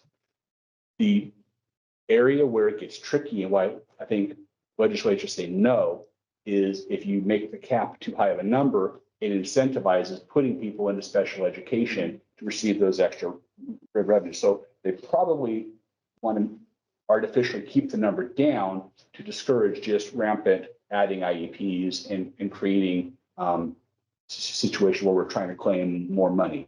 We're in a position where I think most of our IEPs are very appropriately assigned and necessary, and then we're not getting funded on them. So if the state doesn't raise that cap, is there a way to apply for special grants, kind of petition, hey, we have a way higher, almost double the average? When it gets into high cost disabilities, there is a small pot of money. So I think high cost disabilities over $30,000 per student. We can get back about 45% of the money over the $30,000, along with everybody else in the state, seems to be about what that averages out of. So is there a little bit extra? Yes. In a few selected situations, and a limited amount of that is the whole state's dividing it. 2 and 3. I was gonna say, a part that my kids have a struggle with is that we are a charter school and that it's not, we don't have a lot of those options, it feels like we have Fred Wall, like, could we bring in well leaders for welding? We have the hospital, could you do things for that with the community college nearby? Is there ways that we can bring in like more work and stuff like that, opportunities? The community partnerships was, I think it goes back to 08 or 09. That's part of how the whole charter was established was, and they had their Brave Week, and they were bringing in community members to provide instruction. And that's part of why they had to have registered teachers, was they needed to be able to say, these people coming in for 2 weeks and very specific instructional models and opportunities for kids to learn unique niches of work. I was not here. I cannot say why it stopped happening. I think there was some level of regulation about licensing that made it tricky for those people to come in and do the work. It wasn't just, I can come in and talk about what it takes to be a welder and show kids welding for 2 weeks and work with them. They had to get licenses, TSPC, and it turned into a whole lot more work than it was worth. I think is where it kind of fell apart. So bringing in a welding person, you're pretty much hiring them to do a class period for the year to stay within licensure limits. And is that enough for a person to feel like it's worth their time to then go have the other job? Or are you going to use your current staff, try to have them teach welding, for example, and hopefully that they make some connections and get some opportunities with a Fred Wall type of a business. Licensure became a little bit of the sticky wicket on that. And then it's the practicality of, can you get a person who wants to come in for an hour a day, every day, and teach something? Is that attractive enough? I think those are some of the logistical problems. Small schools always benefit when you can find those opportunities and they tend to be very person specific. You might get a person for a couple of years who wants to do it, can do it. They get older, they retire, they move on, changes happen. And when they leave, you don't necessarily get to keep that program because it was so centered on the person doing it. Do I want those? 100%. They are a little trickier to create and maintain, but they're valuable. They can help enrollment. Yeah. And they go from there. 1, 2, and 3, we kind of run. Sorry. Real quick, I just was wondering, is the administrative position being cut the special ed administrator then? Yeah, that's where we're at. And it's small math and Still taking over those responsibilities. yeah, that was not the best piece. The board, when we knew we could afford the position, felt that that wasn't the work they wanted me doing and wanted the position in. And it's sad to lose that because I think the amount of support that the person's been able to provide special education this year has been a lot more valuable than what I was able to do. Going back to me is going to be harder for me, harder for those teachers. Some more, yeah. I have a senior who's, as you guys keep referring to, as SPED. She's been a SPED since she was in 3rd grade. She's graduating this year. Every teacher that she's come in contact with has helped her immensely. But I give a huge amount of credit to the IAs that have been with her since the 3rd grade. They have not only become her mentors, but her friends, people that she looks forward to seeing every day when she goes to school. Cutting those IA positions, although you may think, you say it was really hard to do, it is devastating knowing that our students who are SPEDs will not have that. They deserve the best education and the best support from the IAs as well. I just wish you would try to figure out somehow, somewhere in that budget to cut something other than them. Just consider it. Yeah. Do we get different funding being a charter school than normal school? I think the math is like $20 more per kid. And 10 years ago, a lot of districts that went into charters did it for that reason, that they were incentivized to find charters to be part of district or to become charter schools. It's not huge, but it's there. It's a small amount. Why did we go charter? Does anybody? The advantages that we gain are the registered teachers, and I love Lunch Lady Laura, so I'm going to use her as an example. You can get a period of culinary out of your high school cook, and she doesn't have to have a full teaching license. She can be a registered teacher, which is it is a teaching license. It is a different pathway, and the experience she has in production cooking, she can show students, they can learn about it, gain credit, and if that's a pathway for them, they've got some school experience. So the registered teaching option becomes very valuable for us for flexibility. So you got a person who's Lunch Lady Laura, and she cooks, and she does all the cafeteria work, and she's great, and she can do value added because she can take on a period of students and teach them as well. So Is our funding less for her? Is that correct? Is that? no. No, so the funding that we get from the schools is not less. Their collective bargaining agreements determine all the salary schedules. Those are negotiated with their unions, and everybody receives appropriate pay based on the bargaining agreements. I'm sorry, I meant funding like from the state. So you had said before. You get paid by the student, not by the staff. You had said before the teacher's experience and hours plays a role into that. The funding formula uses average years of experience for the teachers. We've dropped 5 years average, but that's how we're paid essentially. That's how we're paid in our general fund. It's not based on you pay that teacher less. It's just, I'm not sure that her piece there as registered teacher is part of that. Well, it is because she's got a cost period. Yeah. Can you speak about the available labor pool? When we want to talk about Well, magically making up positions that, finding people to work in positions that you can't find. part of the reason small schools have to be creative is bringing in a highly specialized position isn't probably going to happen unless there's a full-time work. They can go to bigger towns, bigger areas, and probably find something that matches a skill set or a licensure. So the ability for us to be flexible in the job duties and the classes that they teach. Just thinking about the high school teachers and the high school load, they have to do multiple classes a day. They don't just teach one thing all day. When a student is in Salem Kaiser, a teacher teaches biology, 7 straight periods, all they do all day long.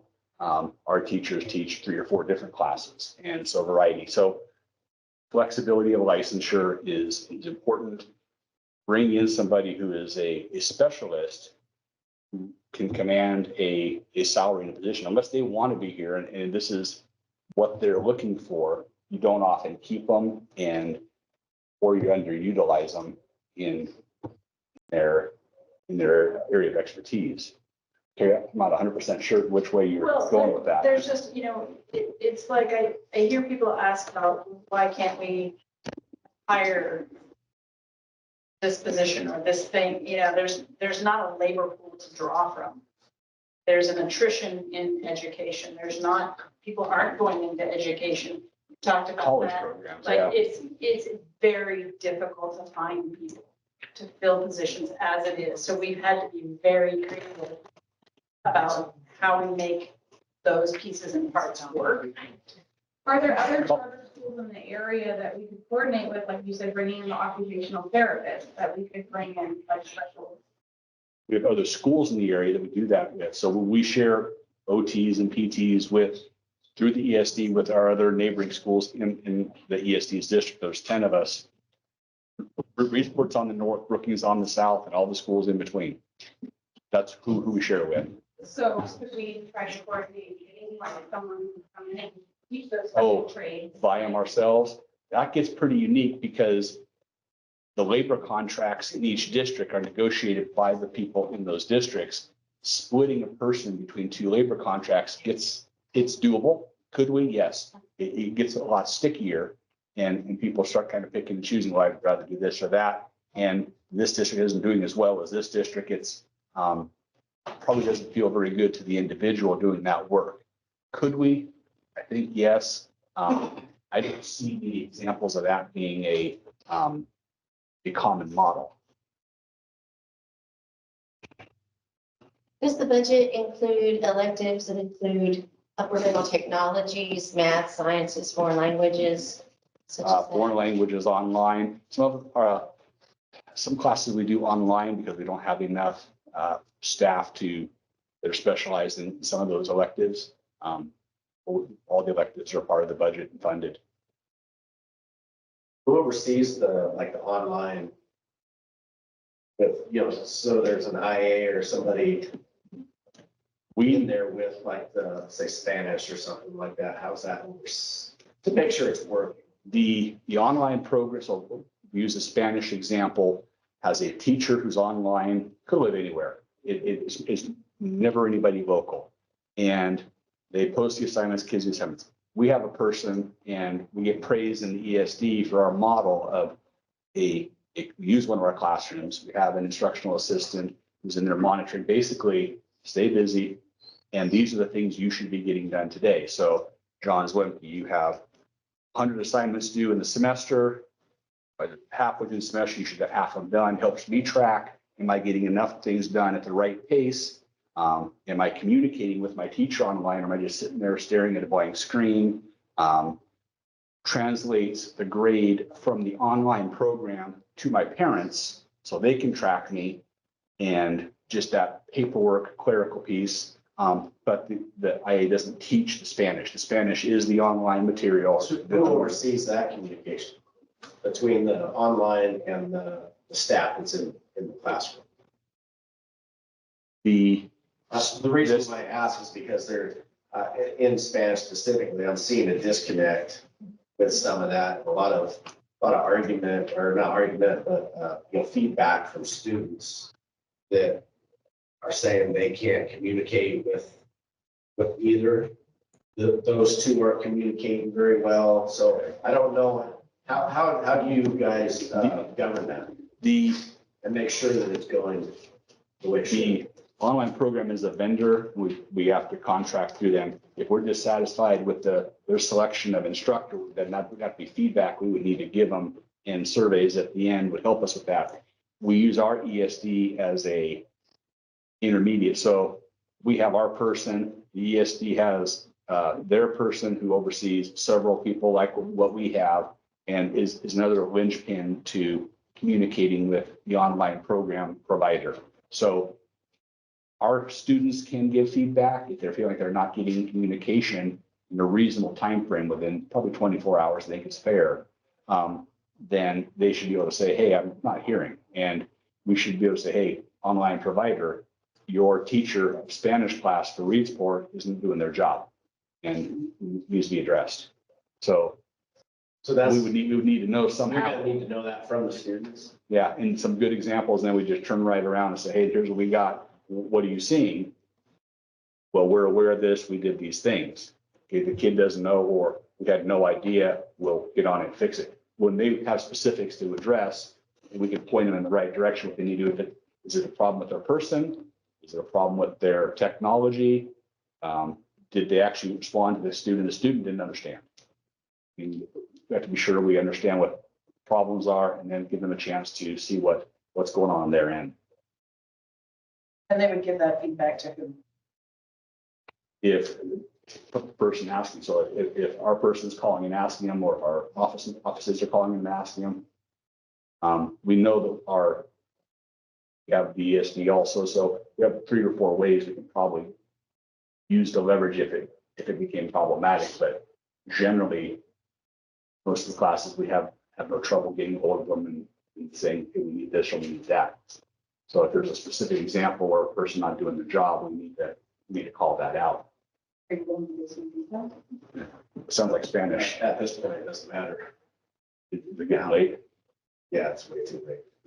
Going back to what I was talking about earlier, how you were talking about an email going out to let us know if they're getting bombarded with too much work, and how are we going to be able to, I mean, like we got to have documentation or something, not just an email saying, oh, teacher said they're not doing that. I don't feel that's good enough. I'm curious about our teachers saying that they have to do all this work that they're not in school for. Don't know how they can make that demand. I don't know that I can support that. And that's news to me. So is that even happening?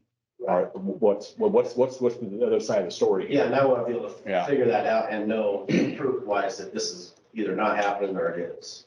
Yeah.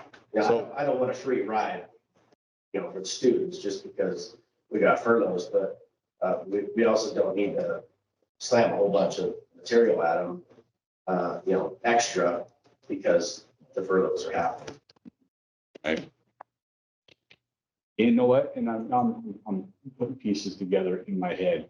Are you specifically talking about with the online instruction, or is this? Not on that one. Okay, so No, it should be general studies across. Because the online, that would be an interesting piece, because if those vendors are not aware that we're furloughing and they're running school for the entire nation, and they're not paying attention. I can That see. particular study actually wasn't even specifically mentioned. Okay. All right. So general classes. Thank you. Also, I would say it's not too late because you have important feedback for other kids coming in. Yeah, I know that's a piece that we all have. I'll dig into it more, for sure, with that part of the online connection between the. Is it an interpersonal problem between the teacher and the IA? I don't know. It's hard when you're not in the classroom. There's a chat. So looking at cutting back teachers, will unlicensed teachers be cut before licensed teachers? This is an interesting element. There's 2 unions. There's a classified union that represents hourly employees. There's a licensed teacher union, and there's a variety of licenses that fit in as licensed teachers. Each union negotiates the types of wages, types of salaries, the benefit packages that go for each of them. And I don't think those unions are going to say, oh, this license is better than that license. We represent them all, and we represent them fairly in our negotiations and completely. Anything that they say is different about a license or another, they can put into their contract as part of their negotiation. They have in both contracts language about layoff procedures. Do this these ways, follow these steps, and that's clearly laid out. So if they value something and say this is part of our layoff procedure, then they've got that negotiated, and that's what we have to follow. And if they don't, licensed or unlicensed isn't so much the issue. We have to follow what the CBA says for the group that is represented respectively. So we don't get to pick and choose. We have a lot of rules to follow about how we go through those processes. So, is seniority and evaluations take into effect on when you? Off the top of my head, one group has, one group has seniority and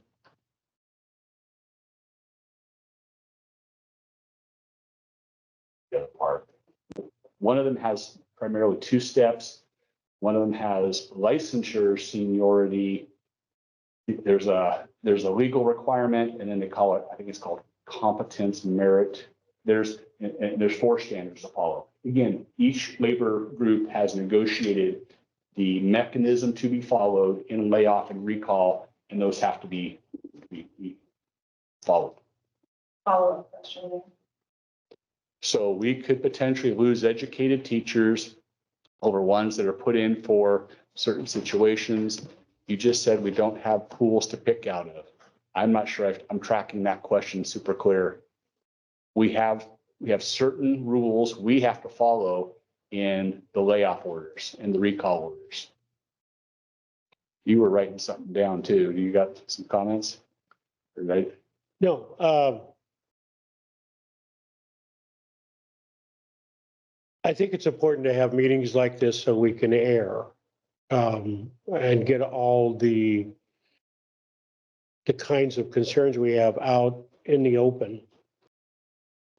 One thing about education is overall, we have not done a really good job of telling people of the good things that we do. I've been in the schools. I know that Mrs. Kimchuk does a hell of a job in her school because I've been there and I watched. I'm not sure we say that enough. I think I think the idea that we're going to have maybe I'll organize some forums that we can talk about. But at some point, we have to all come together as we're headed in the same direction. And that direction is what's best for kids. So that's not going to be easy because everybody has their own ideas about what education could be for their particular child. But at some point, we've got to come together and say, this is what we're willing to work together to achieve. Then we can go into partnerships, private partnership. You mentioned Fred Wall. I'm sure he'd be willing to support something within the schools. My job is to go back and after listening to what you say and see if I can come up with some ideas about licensure, about how we can give rural schools more flexibility to you people within the community. Next week, we're not going to have more teachers. It's going to take a while. If we start tomorrow. So we've got to figure out how best to utilize within our communities who has the skills set to be able to come into schools and be able to give kids the opportunities to experience things they may not get otherwise. We want our kids to be, when they leave high school, to have experiences so they basically know what they'd like to do. But maybe even more important is what they don't want to do. Because we've got to look at what's out there market-wise and encourage our kids to head in that direction. So I don't know if I have a whole lot of ideas. Learned a lot here tonight. I think we need more discussions about how we can do a better job as educators to be able to tell people the kinds of good things that we do. And then we build upon that. And then we take our problems and we work on those. So other than that, I think Reedsport has a good school system. I've been with the kids. They're great kids. Thoroughly enjoyed substituting in Reedsport. It was my favorite school to substitute. So I know good things are happening here. We'll just work to get what we need. So enough said.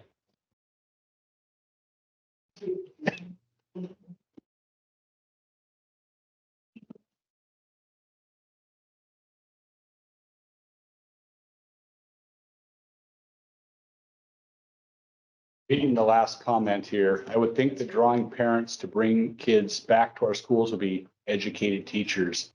I think our teachers are very educated, and I think our staff is fantastic. And I don't know that our teachers are not educated. That is a problem. I'm not sure I'm tracking the question. I think the staff are educated. I think the staff know how to do their jobs. I think the staff do their jobs. I think they're represented in their unions, and we work with the unions in going through processes to do layoff and recall, which is really difficult to do, and rules to be followed. And they value their employees, all of them. We value the employees, all of them. I think my interpretation of their comments would be that, would it be more appealing to have somebody who specifically went to school, got a master's degree to be a teacher, rather than someone who didn't go through that same training in school, is my interpretation of their comments? It could be, but I don't know that that's always the golden ticket. I think you can be a good teacher and go a different route to get there than a master's program. If you have a heart for kids, that's where it's going to start. If you cut licensed teachers based on seniority and not on a degree, I don't doubt for a second that every staff member we've hired love our kids and have that heart. And so picking and choosing is extremely difficult, and following rules of what do they bargain, that these will be the rules to follow. And that's, some tough decisions kind of get forced because of rules. It's not an easy road. And every staff member lost is some kid's favorite. Period. Do parent-teacher associations still exist? We in have school systems? the Highland Parent Organization. Because, you realize that parents are the first teachers, and I think when we all remember that we can find a cohesive way to figure that out, because I think sometimes, as you said, there's too much of the blame game of, it's all the problems at home, all the problems at school, but realizing that there's a human being in the middle of both of those sides of the equation who needs those two sides of the equation to be on the same team, which is them. So I just didn't know if that was something that's still, having that be a positive, interactive thing where people realize that we're all on Team Kid. Who's doing your staff layouts? Who's doing your staff layouts? Who's communicating with the staff about the? I'm delivering the letters myself.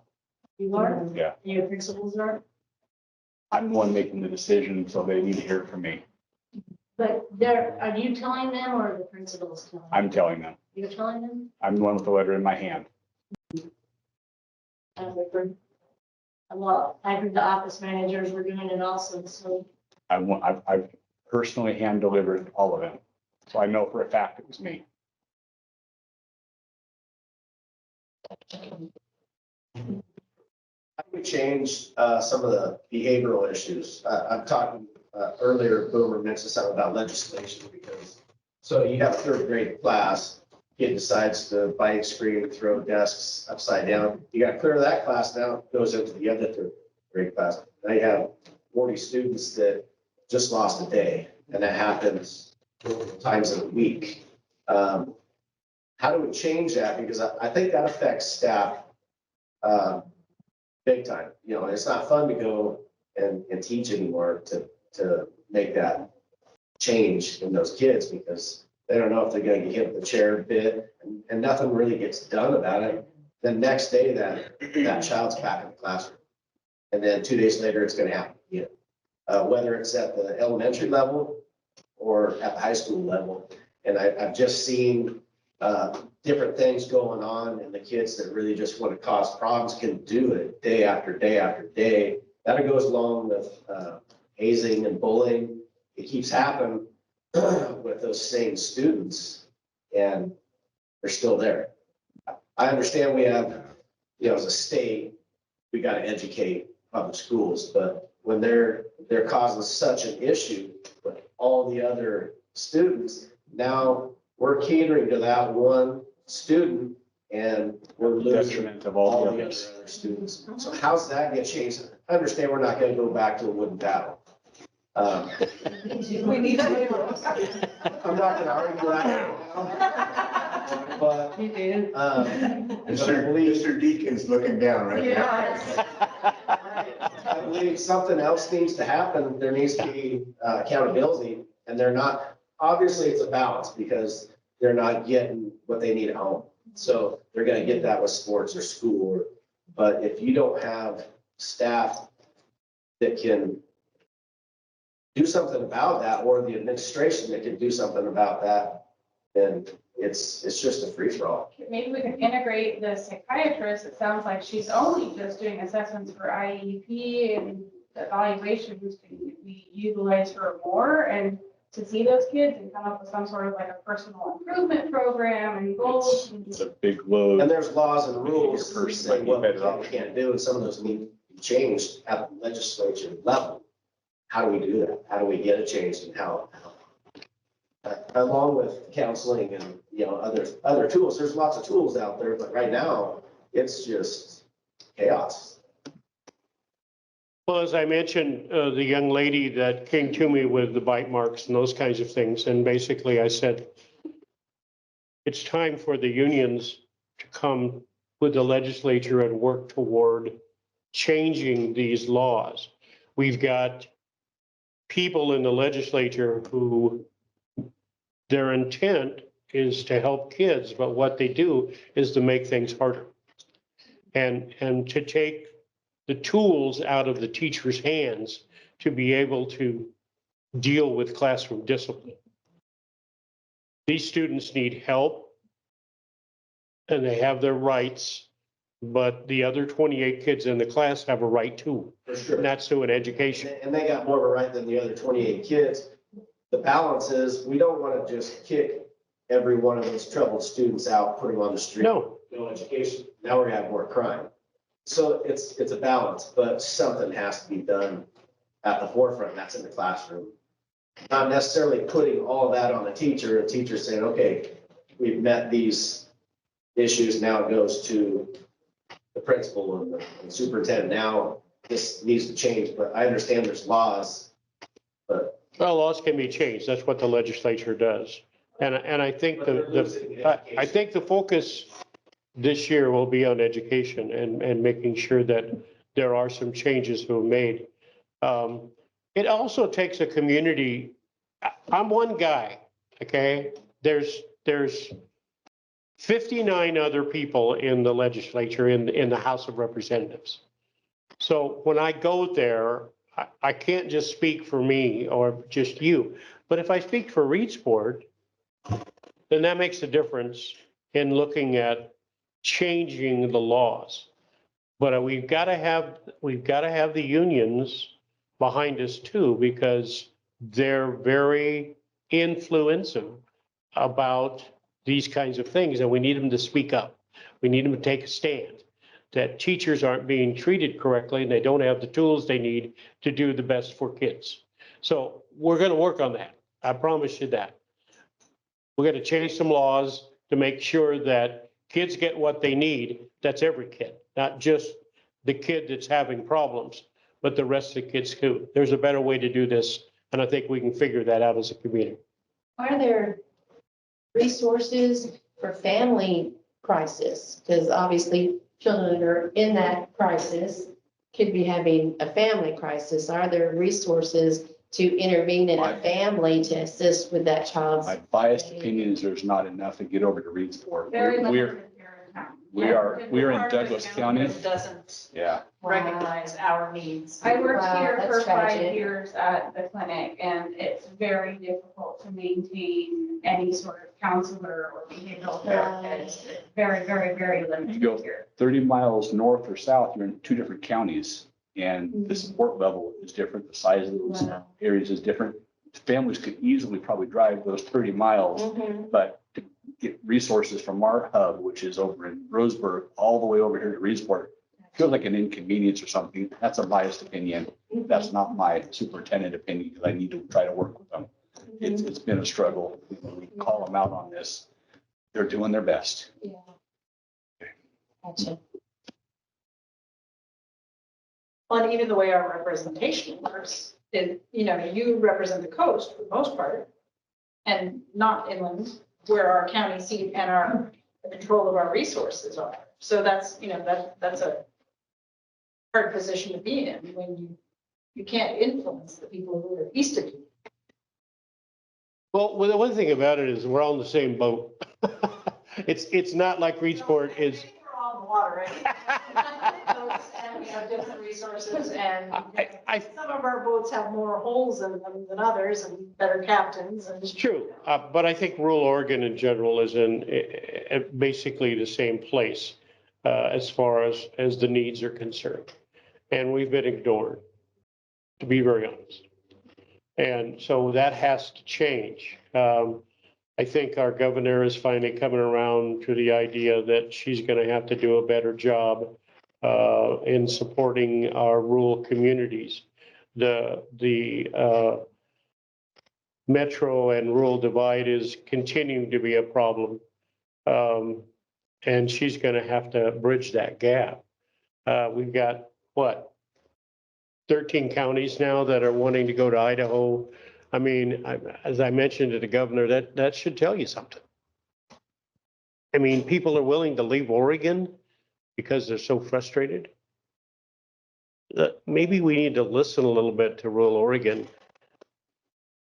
People are wanting to come to Oregon because it's got the best benefits for welfare and unemployment. I mean, I've literally heard people tell me when I worked at the clinic here, we moved here from the Midwest because they have the best welfare here in Oregon.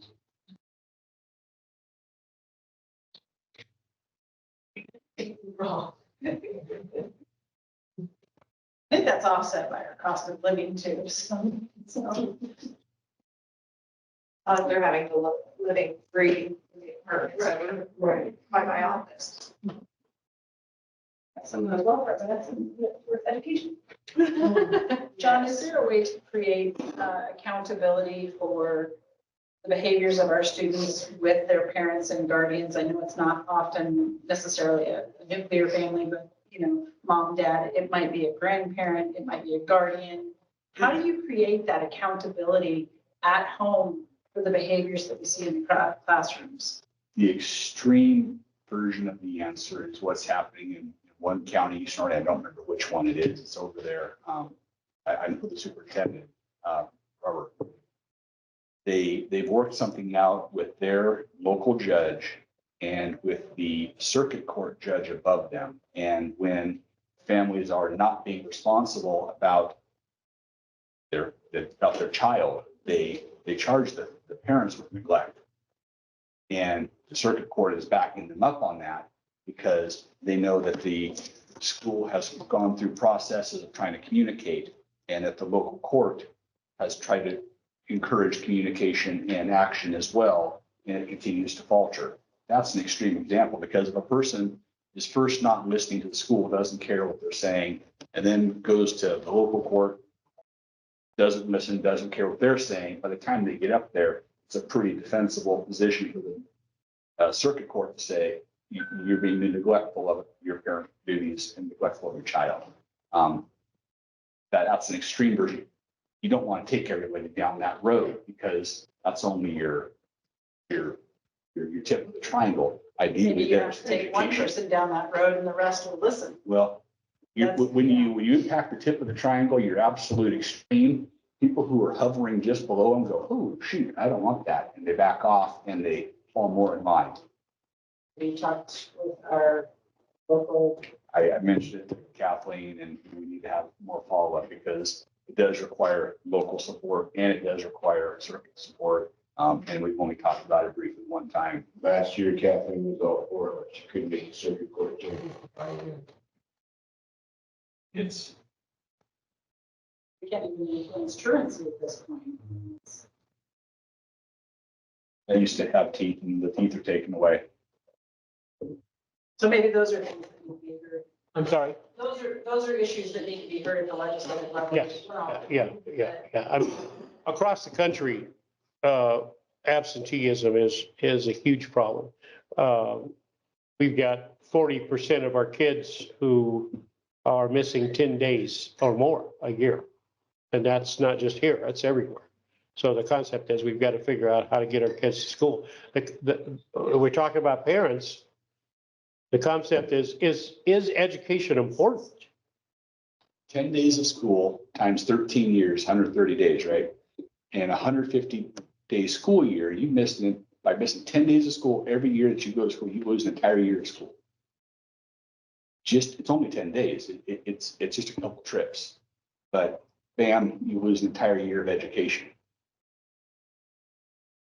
Has a comp study been done on, I know that you said it was done on you, but has the district done a comp study on like head staff and management, and custodians, that kind of comp study of teachers even have any, besides yourself, do you know of any comp studies that have been done? Every time we negotiate, those comparables get brought up. It's what are similar positions and similar districts of similar size paying, and everything is going up. It's a demand market. The reason that the board did a comp study on me is they negotiate with me, and then the board and myself, we negotiate with the unions. And so those are done at those union levels. Is your union contract 2 years?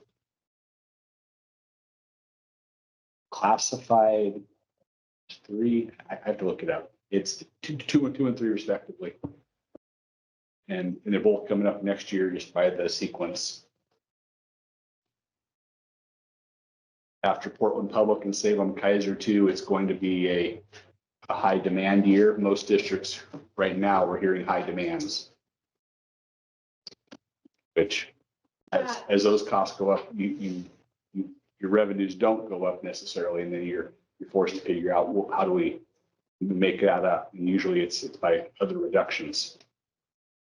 That survey that you talked about that you went live, Salem and Kaiser put out that we signed. Oh, Have you been able to see how many people have responded to that? How many signatures you've gotten? I've not, that's a Salem Kaiser survey, but But the one that was shared on the Reedsburg School District page that. I know it's getting a lot of traction statewide. Have you heard about this? But from Reedsport, has it gotten a lot of traction? Is there a way to There's no way to define monitor that to where we know if people are being receptive to that or not? Has everyone here seen it? I've signed it. Has everyone signed it? Yes. Online, through social media mostly, but I can send Facebook. You can send it to you. I think. Because your kids can sign it too. Kids, alumni, anybody. But I didn't know how. Email. I don't know, but Is it on the district website? I believe I think so. I believe so. I think that's where I saw it. People on the district website. Dawn, it has been loaded on the website as well as the Facebook page. thank you, Charmin. It'd be nice to see if we could track these for it, to see what a good turnout, if we're getting a turnout, or do we need to reach out to more people to let them know about it? And then word of mouth. I say keeps, you know, word of mouth, just keep talking about it. You know.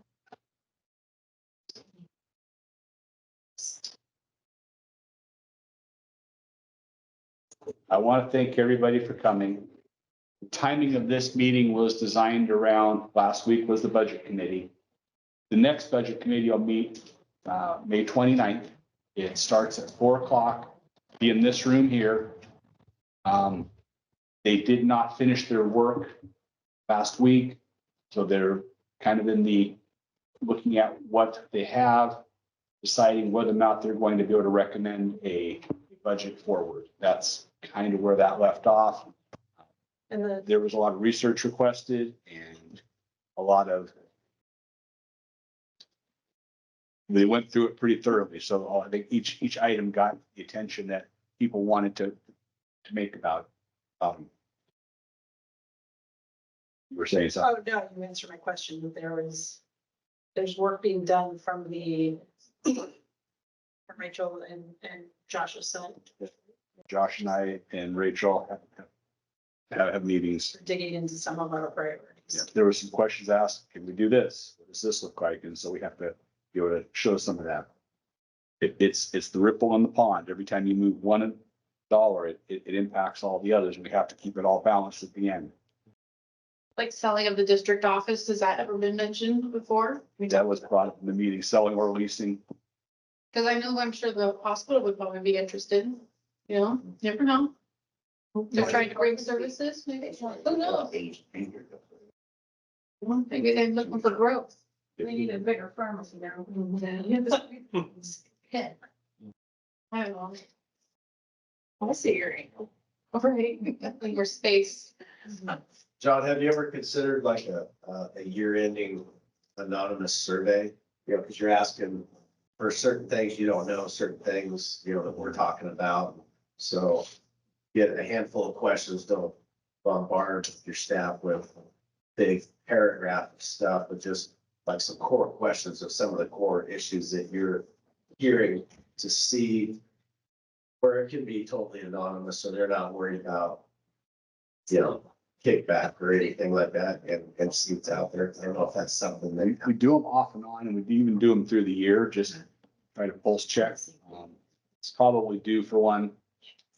Right now, I have a sense of what way it would trend, but that feedback is important and gives numbers. Because then you work off of those You might for the get more next survey. specific feedback where you're, you know, you get a lot of broad questions, and it might narrow things down where, you know, a bunch of staff is talking about disruptions in class, or we're talking about not feeling like they're being backed by the administration or whatever it may be. You might get some insight on that. Like I said, I didn't know if you've done that in the past. How would they return? If they're returned via email, of course, that's not right. Usually a Google form, and then you can just have them fill those out anonymously. And then just draw them somewhere. But it just compiles into Google, and then Google gives us the pie charts. And if there's individual responses, they'll just tally those up. They'll say response 1, response 2, response 3. It's based on when the person completes the survey, no other data. So you know who was the first one, who was the last one. Could we design something like that where it bypasses you and goes to the board? You could. Because then you have a committee of. That's people rather than operational stuff, individual. perhaps. You would receive a report of information as a board about the operations and work from there. And the reason for doing that is because then you have a, you know, publicly elected council of people who are then, you know, used, it creates some security, I think. You say, yeah, we're not going to give this to any one individual. It's going to get looked at by this group of people. Who their audience is, who will be reviewing the responses. That's true. You might get different responses. Yep.